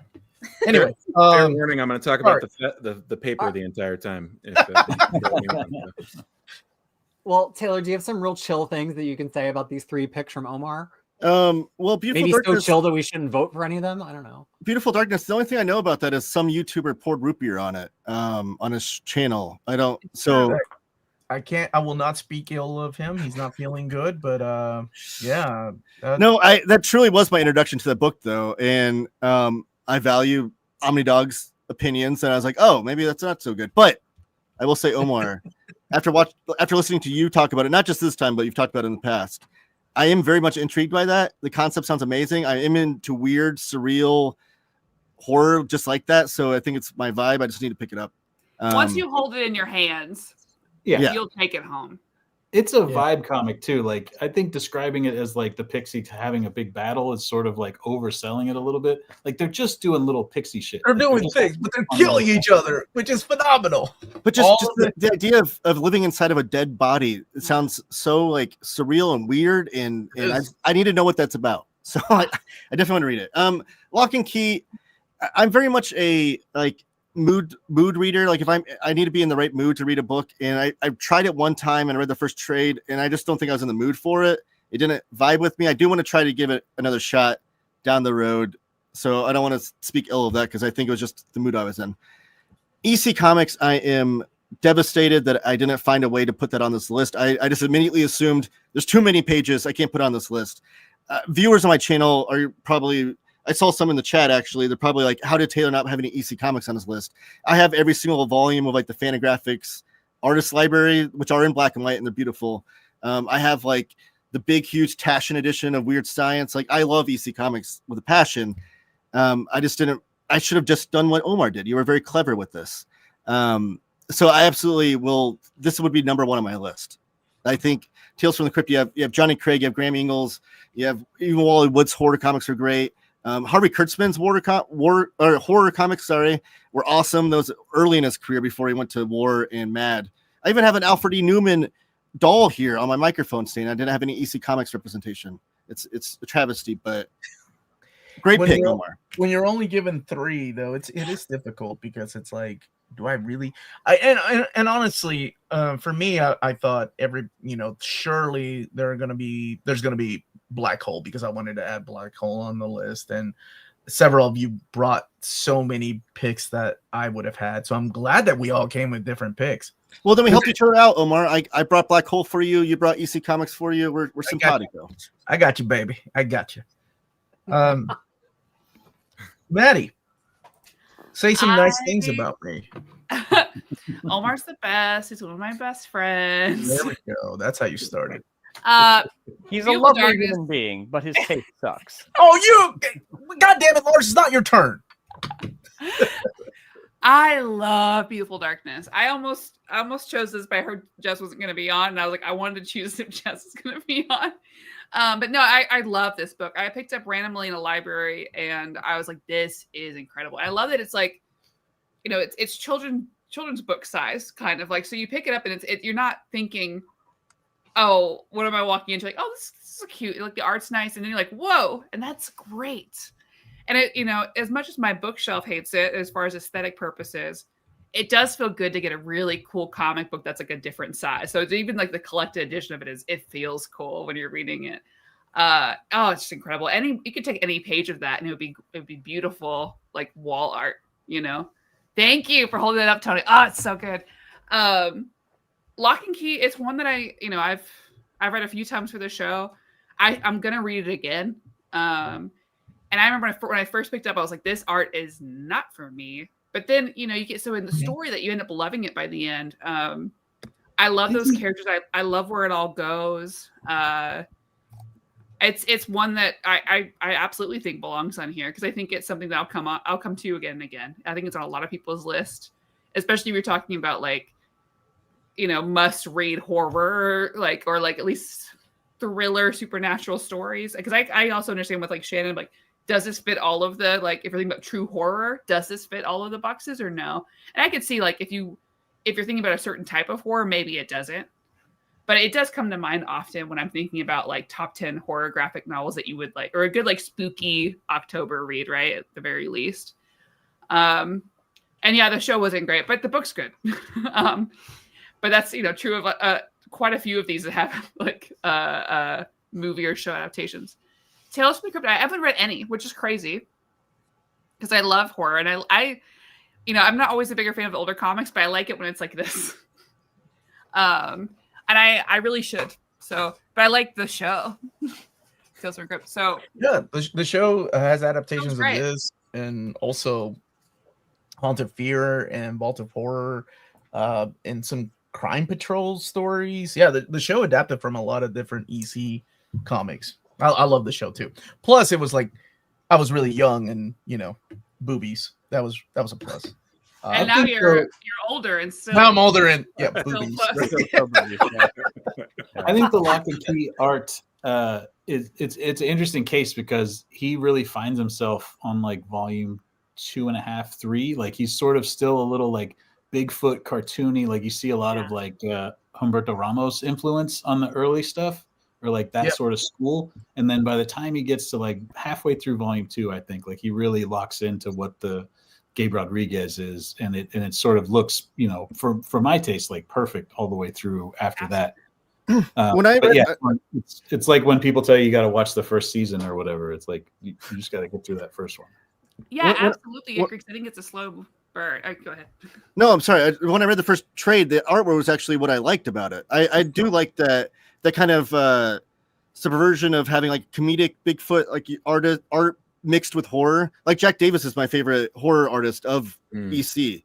Before Sure. that reason, Jack Davis did such good comedy, but then when he would do horror, it was like this perfect blend of like where it even though he do this grotesque thing like someone having like entrails used for base paths in baseball and they're using their head for baseball, like that kind of stuff. But like it was also comedic enough to where it was like tolerable almost. So that the artwork sucked me in. Like I would like the artwork of what I read. So I don't know. I got nothing for you. I don't know. I'll give it another shot. It's one of those comics where I'm like, I think it was my fault. I'll give it another shot. All right, Sean, are you giving a shot to any of these three? I am. I'm giving 2 shots here. Beautiful Darkness, what a fine pick. And I think in addition to all the wonderful things that have already been said, it also embodies a European tradition that we're really not touching on here. Anyone who's interested in seeing kind of the origins of this stuff pictographically should take a look at the Danish artist Elsa Beskow, who did lots of little fairy comics that she illustrated herself in watercolor, charming little things that also have teeth to them. The fairy were not necessarily like always just positive. They're just small, right? They're like us, but they're small. I really appreciate this, not just as a amazing book, which it is, but also representative of a whole other tradition that we're kind of barely touching here. Speaking of a whole other tradition, Tales from the Crypt obviously belongs here. Very clever that you worked this in, Omar. I was not sure how to get in my love for this, time period in comics, and incredibly influential, and one of the times where you really saw strong editorial control, but also loose editorial in a certain sense, make like a real friction where the artists together made something very, very interesting. And all of them, people who were working at this time, were very distinctive, but each of them individually brought something new to the world. And these had international influence, by the way. If you read Bontentero's Face Meet that we put out in May, you'll see Japanese artists grappling with some of these influences, which was pretty fascinating to me. Anyway, amazing stuff.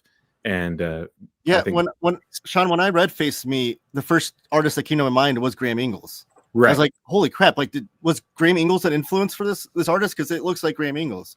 I am curious though, Sean. What editions of EC Comics do you have?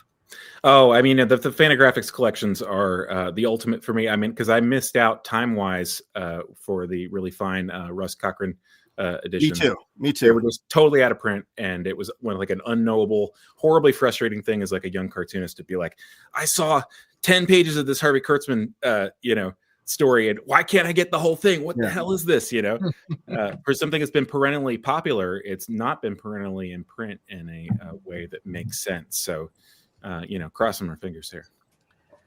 We are living in some great times for collected editions, though. Like seriously, the amount of collected, I don't think like there are books that I can recommend to somebody that doesn't have some kind of printing on it, like in different formats. It is just insane, and I love it. I can't imagine being a kid and growing up with collected editions as an option to collect comics, because holy crap, I would have to buy another house probably at my age just to keep them somewhere, man. It's insane. I love it. I love it. And there's just such a different variety for everybody. And my choices were awesome. Thank you all. All right, well, with that, it is time to register your votes. I'll remind everybody there is no limit how many yeses or nos that you can give, but we are looking for unambiguous yes or nos on every pick from every list. And also, you can vote for any reason you want. You can vote because you bought it while we were on the stream. You can vote it because you love it. You can vote for any reason. You do not have to have read it or have it in your physical collection. So we'll start on voting for Kenny's books, starting with Lars. So Lars, Aliens Dead Orbit. Is that a yes or a no? No, thank you. Okay. What about Hellboy Crooked Man? Yes. And The Enigma of Amigara Fault? No, thank you. Okay. We move on down to Shannon. Shannon on Dead Orbit. I was going to say, I'll make it easy. I'm just voting for the Enigma on this one. Oh, okay. Look at Shannon. Tony, are you keeping your word to vote for everything? We only get 10 votes, or I can just vote for whatever. No, you can have Vote for whatever. as You can many be the votes as you good want. guy. No. I'm going to vote for Aliens and the Junji Ito. I'm going to save my Corbin vote for the creepy. Oh, okay. Taylor, what about you? Aliens? Definitely Aliens, and I don't want to make Tony feel bad or anything, but I can't have enough Corbin in my life, so I'm going to go with Crooked Man and Dead Orbit. Okay, but not the Junji Ito. No, I want to say my Junji Ito pick. I can't have enough. I'll say my Ito pick for somewhere else. All right. I'll tell Mr. Ito you said that. I'll have him on the stream next time. You'll be able to tell him in Japanese too. That's scary. Yeah. Maddie, Alien Dead Orbit. I'm gonna say no, and then yes to Hellboy and yes to Ito. Oh, okay. Sean, Alien Dead Orbit. No, and yes, please. Oh, no, and yes, please. And Omar. I can't believe I'm doing this, but I'm going to say yes to Alien Orbit, Dead Orbit. We have to have a Hellboy. So yes to Hellboy, and no to my favorite fucking Junji Ito story. Wow. Because I would rather have Uzumaki, because I can have just enough Junji Ito. So yeah, those are my choices. This is going to be a wild set of votes. I can already tell. All right, now we're moving on to Lars's picks. So Shannon goes first. Shannon, American Vampire. I don't. Okay, we can vote for every. I don't know. I feel like for sales purposes, for me, for sales purposes, I think American Vampire, as a retailer, I want that to stay in stock. And as a retailer, I also want Walking Dead to stay in stock. And I just looked, Tony, and there are a bunch on order from Ingram, but there are not actually any in stock at Ingram for Walking Dead Volume 1 right now. But as a retailer, I definitely think both of those need to be in stock. And as a fan of Hellblazer, I kind of just want it in stock for myself. So if I can vote for everything, just put them all on there. I'm going to be Do you not own it already? Great ballot from Shannon on Lars's picks. What about Tony on these three? I'm going straight across on that one. I had to order the Hellblazer because I read it in issues, but I'm like, I don't have that in trade or anything. So I had to order the 1996 version of it off eBay. There's not a current good printing of it that I found. So it's in the Ennis Omnibus, right, Omar? Yeah, it is. And it's also in the volume. Yeah, but those are out of print too. So you're right. I think you're right. It's a little surprising there isn't just a release of just that, but yeah. Yeah. Well, that's what we're pushing for here with these votes. Taylor, what are your votes on these three? American Vampire? No, for American Vampire, I haven't read it, so that's not an indictment on that book. Hellblazer, I do think there should be one definitive evergreen title, especially even in the DC Compact edition that you could put into there. And I think this is a great story. So I'm going to go with Hellblazer. And then again, I'm not the biggest fan of Kirkman's writing, but I have to acknowledge that Walking Dead is a great gateway comic and has brought so many fans into comics. So I will give a vote to Walking Dead. Ooh, okay. Maddie, American Vampire? No to American Vampire. Yes Hellblazer. to Hellblazer and Walking Dead. All right. Sean. Give me some American Vampire, sorry, Hellblazer, and give me some Walking Dead, please. Preferably in uncoated paper, slightly reduced. Let's say 6x9. If I'm ordering tailored to my personal taste. Okay. And gosh, wouldn't it be great if we could get the books with the custom paper that we like reading them the most on? Omar, what about you on these three? No on American Vampire. I can't believe I'm saying this because that is my favorite Hellblazer story. No on Hellblazer. I don't even like Walking Dead, but yes on Walking Dead. Okay, well, why are you voting on Hellblazer? Because I want horror. What Shannon said spoke to me, and I think there's so many different choices here. And I love John Constantine. John Constantine. I think it counts as a horror book for God's sakes, but yeah. Okay. Well, the die has been cast. So far, we do not have any unanimous picks. Now we go to Shannon's picks. Lars. Autumnal. Yes or no? No on all three. Sorry. No, and all three, Yeah, preventing yeah. Shannon from What getting the anything. hell, Lars? I haven't All read right. two of them, and one of them put me to sleep. So what can you do? Okay, Tony, if you're wide awake, what are your votes here? Autumnal. You know what? Autumnal's going to be my only yes because I picked the Ito and I picked the Snyder. I feel like we're set. Ooh, okay. Taylor, Autumnal. I'm going to go for Uzumaki. Autumnal, I can't vote for because I haven't read it, but I'm going to read it. So maybe if we do this again next year, I don't know. But on this list, I'm going to go for Uzumaki. All right, and no witches. No witches. All right, Maddie.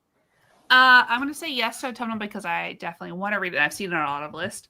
Absolutely yes to Uzumaki and No Witches. Okay. Sean. I'd like Uzumaki for 100, please, Alex. All right. What is This awesome. comic will make you never look at snails the same way again. And what about Autumnal and Witches? Is that a no on those two?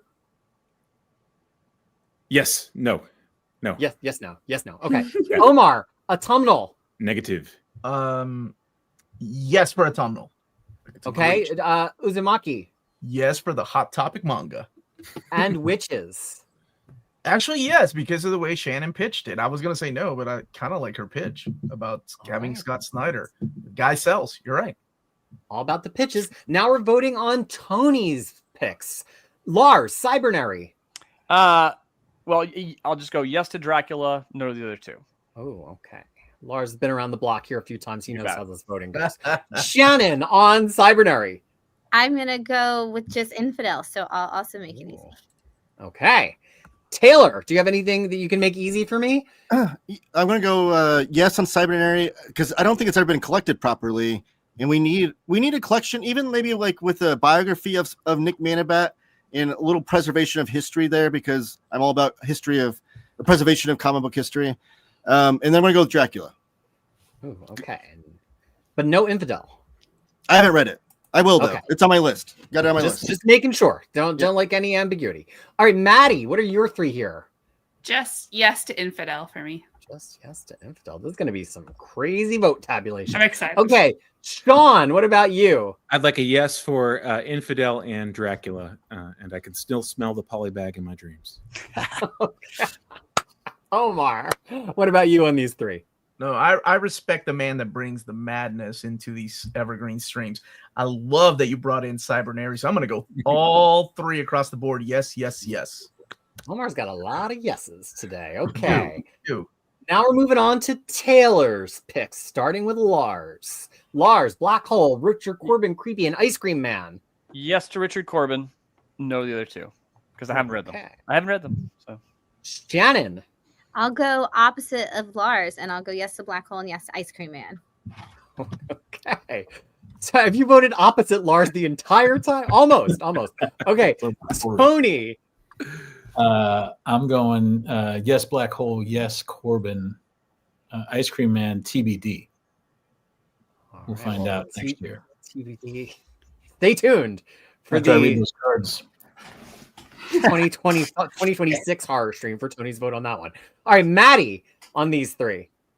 Yes to Ice Cream Man. No to the other two. Okay. Sean. Ice Cream Man, I've never read, but this is going to be the only title I haven't read that I'm going to vote on right now. All three of these get a yes from me. Thank you, Taylor, for introducing me to this amazing book. Sounds incredible. Got it on my order list. So yes, Love to hear it. more And Ice Cream. Omar to wrap us up. Yes on Black Hole, absolutely yes. And I'm gonna go with no on Creepy by Richard Corbin because I voted for that Hellboy and I hope it makes it. And yeah, actually yes on Ice Cream Man. I think it's a solid modern classic, I think. All right, now we come to Wonder Maddie's picks, starting with Lars, Harrow County, Kurosaki Corpse Delivery Service, and Nailbiter. I haven't read any of them, but I have faith. But I have faith in Harrow County because of the creative team, so I will vote yes to Harrow County and no to the other two. Okay, Shannon on this three. Oh man. I think you should put Harrow County on there. I haven't read Kurosagi, so I feel like I can't vote for it. And I don't know. I don't know that I think Nailbiter needs to be Evergreen, but I do think it's a good easy sell. So I'm gonna go ahead and give it a yes vote. Whoa. Okay. Tony, Harrow, Kurosagi, Nailbiter. Yes on Nailbiter. The other two also TBD, but I'm excited that Kurosagi's coming out in a new printing because I'll check it out. All right. Taylor on this trio. Harrow County, I haven't read, but it's so popular I can't deny it. So I'll give that a vote. And then Kurosagi, I'm going to give a vote too because I love horror manga and I want people to branch out into different types of horror manga beyond just Junji Ito, so we should have more in print. So I'm going to go for Kurosagi. Harrow County, no to Nailbiter. No to Nailbiter. Sean on this trio. Oh, geez. I mean, I want to say yes to one of them, but I haven't read any of them, and I can't say yes to anything that has an oval inside of a rectangle shape. So Harrow County, I'm afraid you're not making the cut. Although that image looks amazing, and I love Carlo. So sorry, no for all. You're a man after my own heart, Sean. All right, so Omar. I can't abide a oval inside a rectangle. I'm sorry. I needed to listen to more of Sean talk about design and book design and things like. Right, I could listen to that for the 10-hour super benefit. I'm such a geek for that kind of thing. Like 10 seconds. It makes me angry when I see a collected edition have terrible book design. Same, yeah. You should do books at Marvel. It's like a minefield every time. Don't open up. Please don't open up that door, Sean. Please. Hey Tony, I won't say anything beyond. I agree with you. Okay. I'm gonna go with yes on Harrow County and yes on Kurosagi Corp Delivery Service and no on Nailbiter. All right, we still have no universal pick, which is the first time in a while, but maybe it'll be one of Sean's. So Lars on Drifting Classroom, From Hell, and Mansect. From Hell, yes. Haven't read the other two, so no. Okay. Shannon on this trio. I mean, you should just put me down for all of them. I love them all. Ooh, okay. Tony on this trio. I'm also on board for all. I've read the two on the right, and I trust Sean as a curator, and I've already ordered the other one. That's all right. You. Taylor on this trail, though, I think I know the answer. I feel like Sean might have been the winner tonight because I'm going to go all three yeses as well. These are all great picks. I would love for any comic book fan that came to me to suggest them to anybody. So, all right, Maddie, what about you on this trio? I'm going to say yes to Drifting Classroom and From Hell, and I'm going to steal the TBD for Mansect. But I think I'm going to be obsessed with it. All right. And Omar, to wrap us up, what's your vote on this threesome? Yep, all three across the board. These are some phenomenal picks. Well, we have our first universal pick, folks, and it is From Hell because Kenny's secret vote was a yes on From Hell. All right, now we're voting on Omar's picks, starting with Lars, Beautiful Darkness, Lock and Key, and Tales from the Crypt. Talk to me, Lars. Talk to me. I am talking to you, but no to Beautiful Darkness, no to Lock and Key. Wow. Again, I feel it's historical more than enjoyable, but yes to Tales from the Crypt. Okay, Shannon on this trio. I'm going to say hard yes to Tales from the Crypt. And I'm going to trust Tony and say that I already love Beautiful Darkness because Tony has never lied to me about a book that I would love before. That you know. Yeah, that I know as of now. So this could be the first one. I don't know. And I'm going to say no to Lock and Key. Sorry, Omar. Don't hate That's me. okay. All right. I don't hold Tony, grudges. what about the trio from you? I'm writing names down. I'm all three. Me and Omar are secret best friends. We don't talk ever, but we like all the same stuff. You do. All right. Let's go to the movies together, Tony. And hold hands while you're there, too. Yes. Okay, so Taylor, what about I don't your go to trio? movies with someone to watch the movie, but yeah. I'm going to give one emphatic yes to Tales from the Crypt. Okay. Maddie. Yes to Beautiful Darkness and Lock and Key. And finally, our final votes of the show before tabulation begins. Sean. Give me that yes for Beautiful Darkness and Tales from the Crypt. Yes, yes, yes. But wait, so is Lock and Key a yes as well? No, that'd be a no. Sorry. Yes, no, He yes. said yes 3 times. He got excited. It happened. Okay. Affirmation is flowing here. Yeah. All right, folks. Well, while I tabulate the votes, please talk amongst yourselves. Okay. Tony, real talk. When are we going to get that Stray Dogs hardcover I've been asking? Next year is 5 years of Stray Dogs, and unless something goes wrong, it'll be at the end of next year. So it'll be like third quarter 2026. Ooh, breaking news. I like that. Yeah. Will it be in deluxe edition, you think, or will it be standard size hardcover? No, it'll be bigger. It'll be like the deluxe editions. What's the local man? That's a little bigger. Is that That's deluxe? deluxe. That's Yeah. deluxe. It'll be like that. It'll have both volumes and then all the covers and all that stuff. Awesome. Ooh, all the covers. There's a lot of cool variant covers too. There might be more pages of covers than of. Can you do me a favor just to piss Taylor off? Can you keep all the covers in the back? With no chapter breaks at all. Absolutely, we'll do that. There are chapter Oh, breaks. geez. And I'll One day probably we're just do gonna more. break into Taylor's house and then just like slowly do that. to Oh, him. it'd drive me All nuts. these books. I would lose it. Sean, what is coming up from our buddies at Living the Line? Oh, What geez, are you we guys got working on? yeah, I've got a bunch of books coming out. You know, we were involved in all this diamond mess, and so that really delayed a lot of stuff. But Harpy from EPHK is coming out in just a few weeks here. Amazing European artist. He's a French guy. Has lived all over the world and has amazing stories, science fiction stories to tell. More Smudge coming out, including A Girl Who Raised the Dead, which is the follow-up from the gentleman who did Her Frankenstein, Kawashima Norikazu. And psychic powers and meets slasher movie circa 1987. Good stuff. And also doing some other historical books next year as well, including a collection by America's greatest most popular cartoonist of all time, as far as I can tell, C.D. Gibson, Charles Dana Gibson. So we're going to do a library of his stuff as well. He was incredibly popular from about 1890 to 1910. So Whoa. Those are years you often don't hear. How isn't that a lot of restoration? It is, but I'm a maniac who has all the different editions of his books. So Okay. it's a real pleasure to be able to do that stuff, and it's been a lot of fun to put it together the past couple of years. So I appreciate that so much. Like preservation of comic book history, because that stuff would be lost to time eventually when there's generations from us removed from us. Every time it doesn't go back into print, it gets lost to time. So any time of like, let's bring it back to print for future generations to enjoy, and hopefully in I was going to mention that the EC stuff. Yeah, right. I mean, but the EC comics will not exist in their original form in 200 years from now.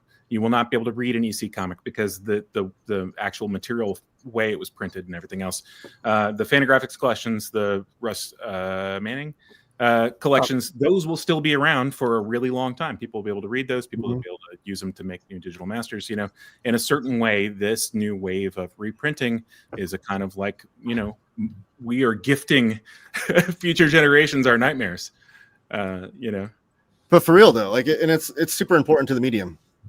Yeah, well, it's very important to me, and it's a real pleasure to be able to participate in that in some small way. And even with the translations of the manga you're doing too, like the stuff that's never been, now English audiences are able to experience it for the first time. It's great stuff. You have a step ladder to reach your top shelf For sure, books, yeah. Tony? Yeah. That's how I'm gonna die. Also, it's not quite tall enough to get all the way up there, so I'm always doing like a big reach. So yeah. I always wanted one of those sliding ladders, like in Beauty and the Beast. God, Yeah. I wish. Yeah, The dream. that would be so awesome. If you have a big library, if you have a sliding ladder, and you have a really big library if you have a fire pole. That would be awesome. Yeah, Shannon, what the what about heck? you? What's in the works for you guys at Bat City? I know we got Comics Pro right around the corner, right? Like in We February? do. February is the Comics Pro annual meeting. I'm sure I'll see Tony there. But we have, Bat City. I mean, we're getting ready for, the holidays. We have a chili cook-off actually every year at Bat City in November, and so really I'm prepping for our chili cook-off, which is my favorite event that I get to just talk about comics and eat chili at the same time. I did, however, for this reason, make a list of current horror books that people should be checking out that are ongoing on the shelves right now. I know, Omar, those are single issue comics, but I did make a list. I'm not opposed because we wouldn't have these things without single issues. But yeah, I made a list things that people should be picking up. I don't know if you know Twilight Zone is back. Obviously, that's super exciting for us. Dust to Dust, which is Rick Remender's imprint Giant Generators, putting that out. So good. Sleep has been such a weird off-the-wall thing. Oh, it's so weird. So weird, so good. Who's publishing Sleep? Sleep is... Yeah, Xander Cannon. Another What little, is the name of his Xander Cannon who did Kajumax, right? That's the name. Kajumax. Oh yes. super nice guy too. Amazing cartoonist, great guy. Super. Right across the bridge from me. I will say too, the Twilight Zone. We talked about James Stokoe earlier. There's a James Stokoe issue coming up with Twilight Zone. I think it's issue number 3 is a James Stokoe issue, and then issue number 2 is Tom Scioli, who I'm a big fan of as well. It's gonna be amazing. Yeah. News I from read the Fallout. If you haven't checked out News from the Fallout yet, so good. You can't actually see, like, all the art is done in like a shadowy, like it's almost blacked out because it's the aftermath of an atomic bomb going off in 1950s when they were doing testing, but it's a zombie apocalypse story essentially. Murder podcast from Ignition, who just launched. Jeremy Hahn's bringing us Murder podcast, about a podcast that when you listen to it makes you kill people. Obviously, the Universal Monsters. There's 10,000 fantastic EC, Creepshow, all the horror anthologies right now. Everything Dead and Dying, if you didn't pick that up yet, I think it's Tate Bromble's best work, for sure. And with Jacob Phillips on art, it's absolutely it's a zombie story of a person and all the things they're going through. It's a fantastic. Black Diamond is a fantastic Lost in Ski Slopes kind of horror story. Obviously, Beneath the Trees, everybody asked why we didn't put that on there. It is so good. Sam's amazing. And in case you didn't know, there's a little book called Feral that's out right now. And if you need something that's ongoing to add to your pull list, there are trades to catch you up, and then you can jump into Feral. It is zombie apocalypse with cats. I think my exact quote was, Tony Fleecs has no problem breaking your heart, and he will do it in this book. And so you should definitely check that out if you're not already checking it out. It's a great follow-up to Stray Dogs. I love Trish saying she was told don't expect lightning to strike twice, and yet here we are with 2 fantastic series back-to-back for you guys. Congratulations, Tony. Thank you. Tony, Oh, go ahead, Omar. I was just going to ask a quick question about Feral. How long do you have that series going for? We're hoping for 60 issues is the plan right now, but there's it's a little loose in the middle. So if we wanted to say it really takes off in a Walking Dead way, we could go for a long time.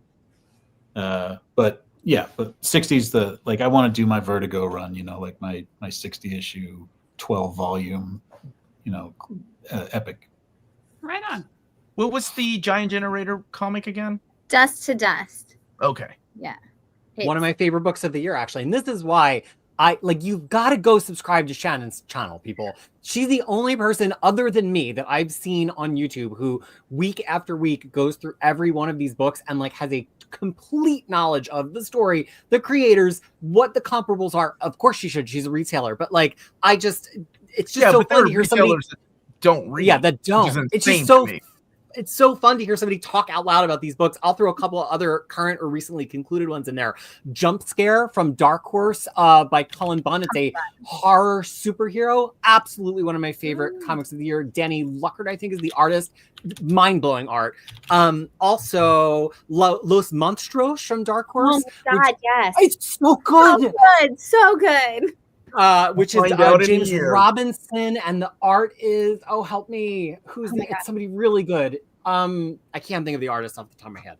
And I think I had one more. And then Dust to Dust is also one of my top of the year. So heavy appreciation of those for me. Omar, I need you to tie break. I'm going to read you a list that you voted yes to all of them, and you need to kick one out. Do you understand?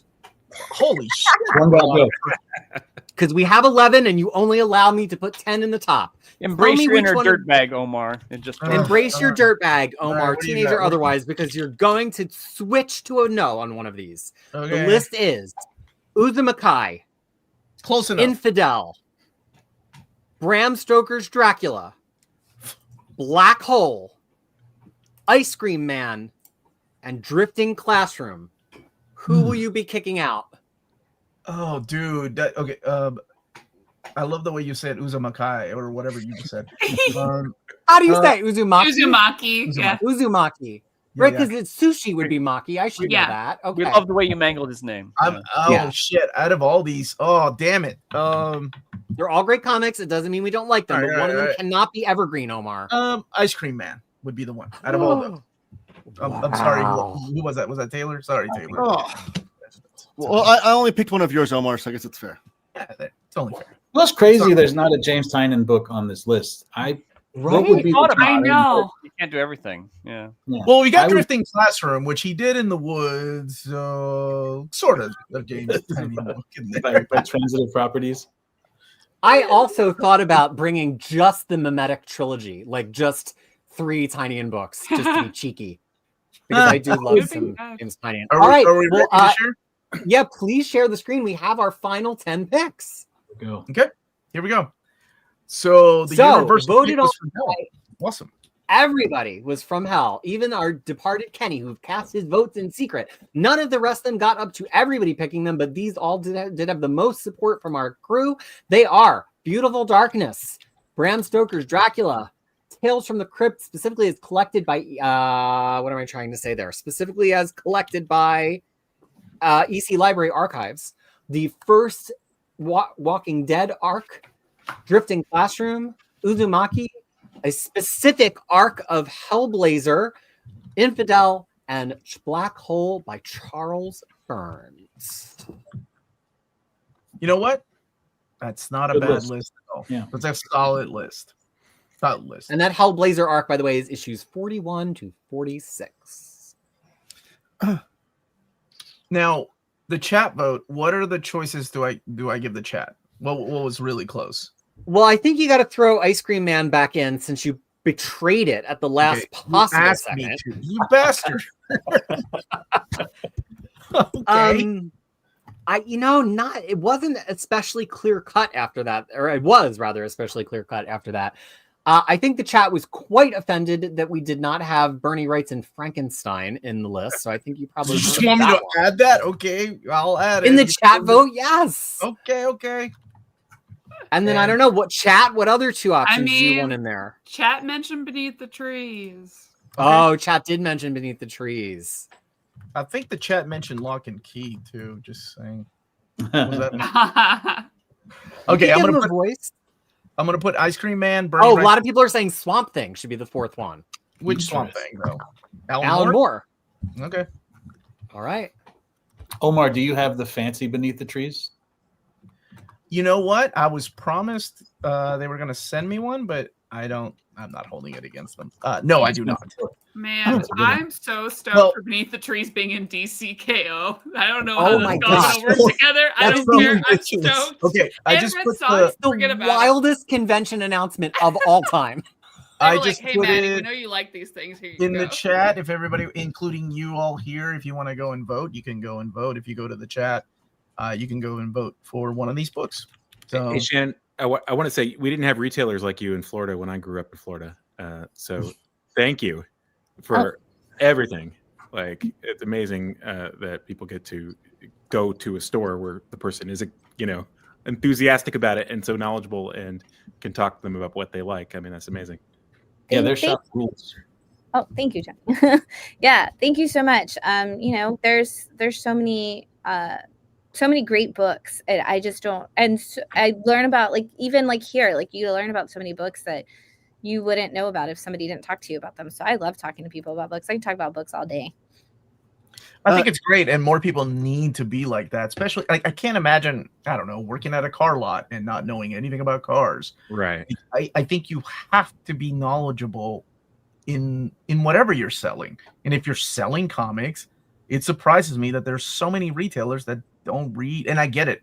There's only so much time in the day. You're ordering books, but how are you going to suggest things? Or when people ask you, what do you think of this? How are you going to be able to do that if you're not reading? That's insane to me. Hey, sorry to break the. I think it's going. Yeah, man. So I just want We all to say do. goodbye to everybody. Thank you for having me on. My- Thank you, Taylor. Everybody, Taylor. Taylor Talks Comics. I'm gonna have to go too, and what an amazing opportunity! Really appreciate it, and you guys have great taste. It's awesome to be able to argue with you about silly things.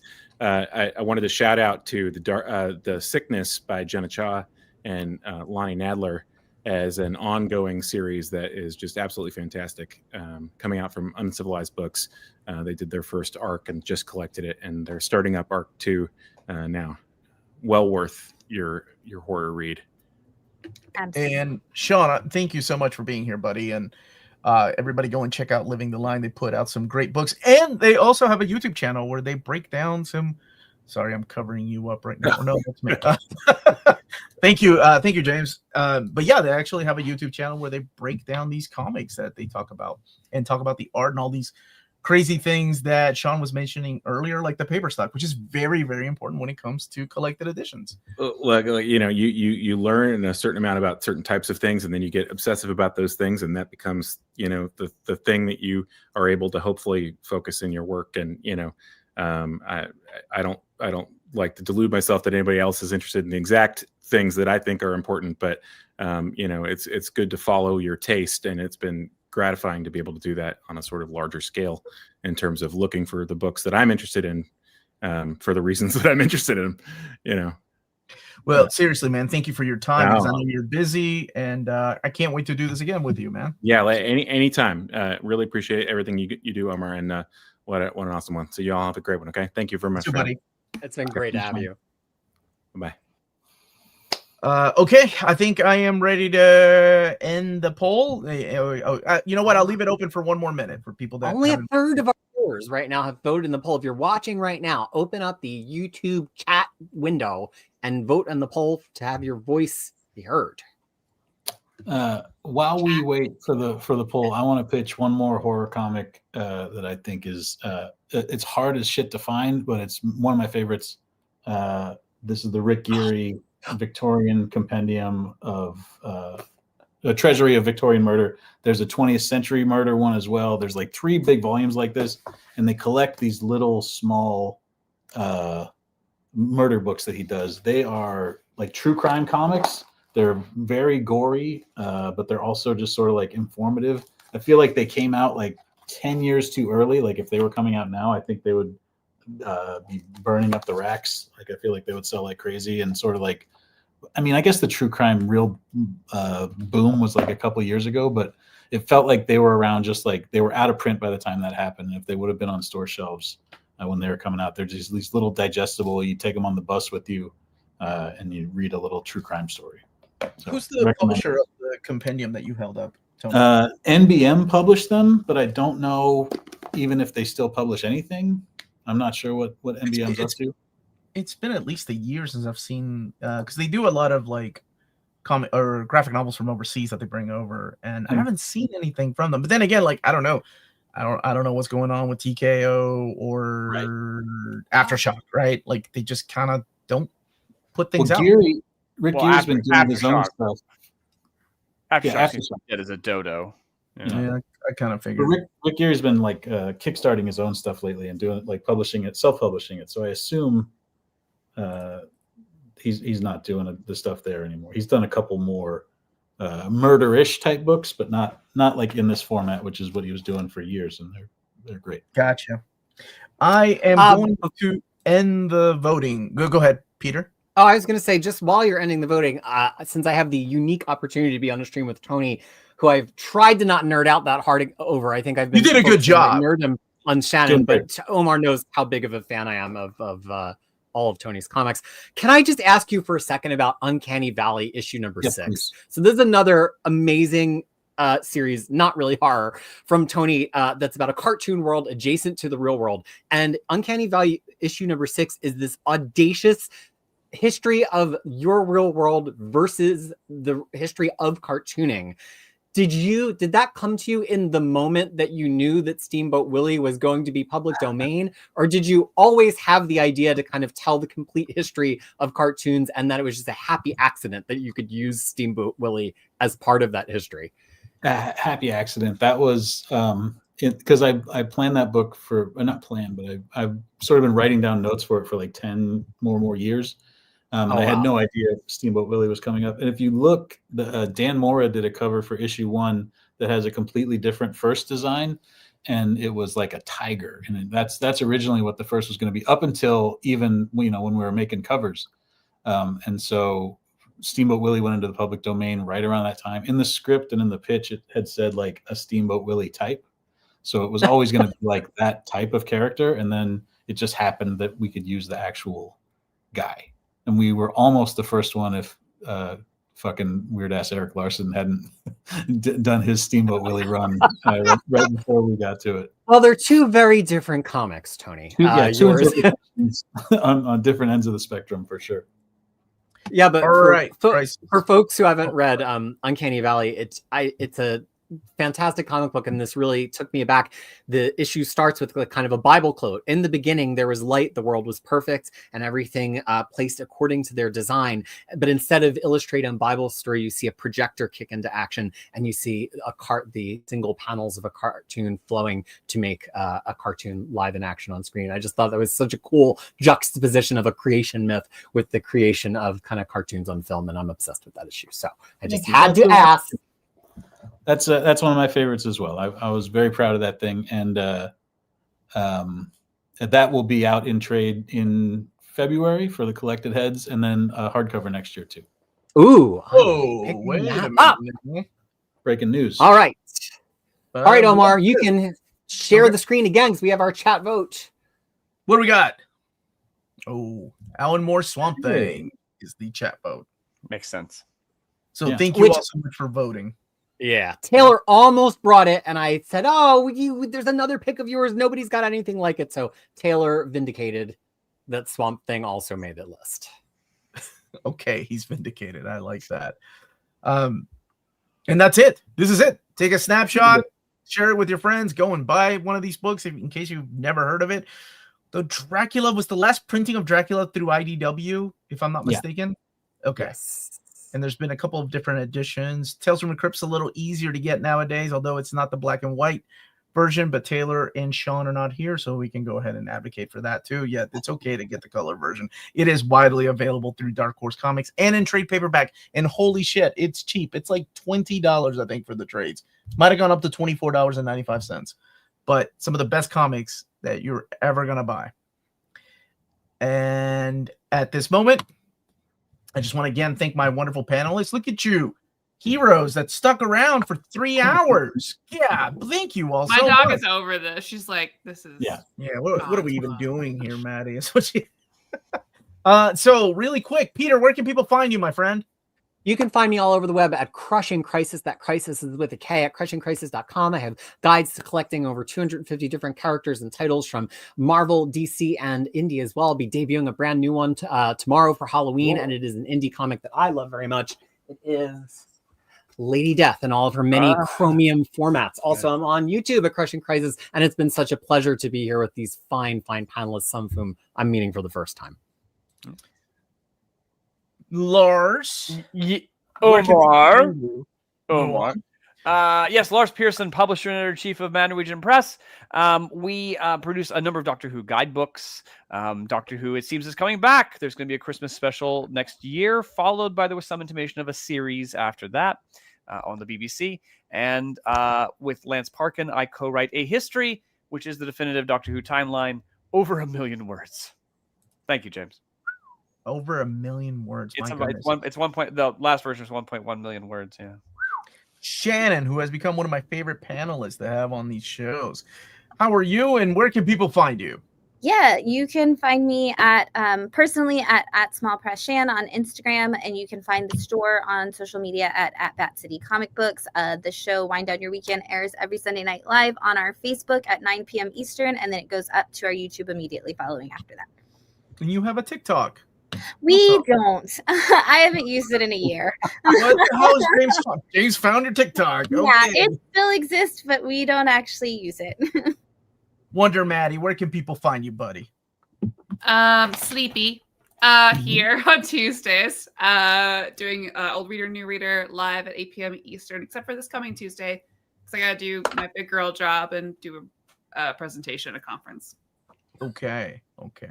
Thank you for that. And last but not least, teenage sensation Tony Fleecs. Where can people find you, buddy? By the way, wonder, Maddie, how I discovered this channel because you were reading a Grug Rucka Wonder Woman, and I was in a studio with Drew Johnson, who drew it, and I was like, we got to watch this girl read your comic. And then you were like, I like all of it except the art by Drew Johnson. Oh, God! It was Throw me out a window. That's it was so funny.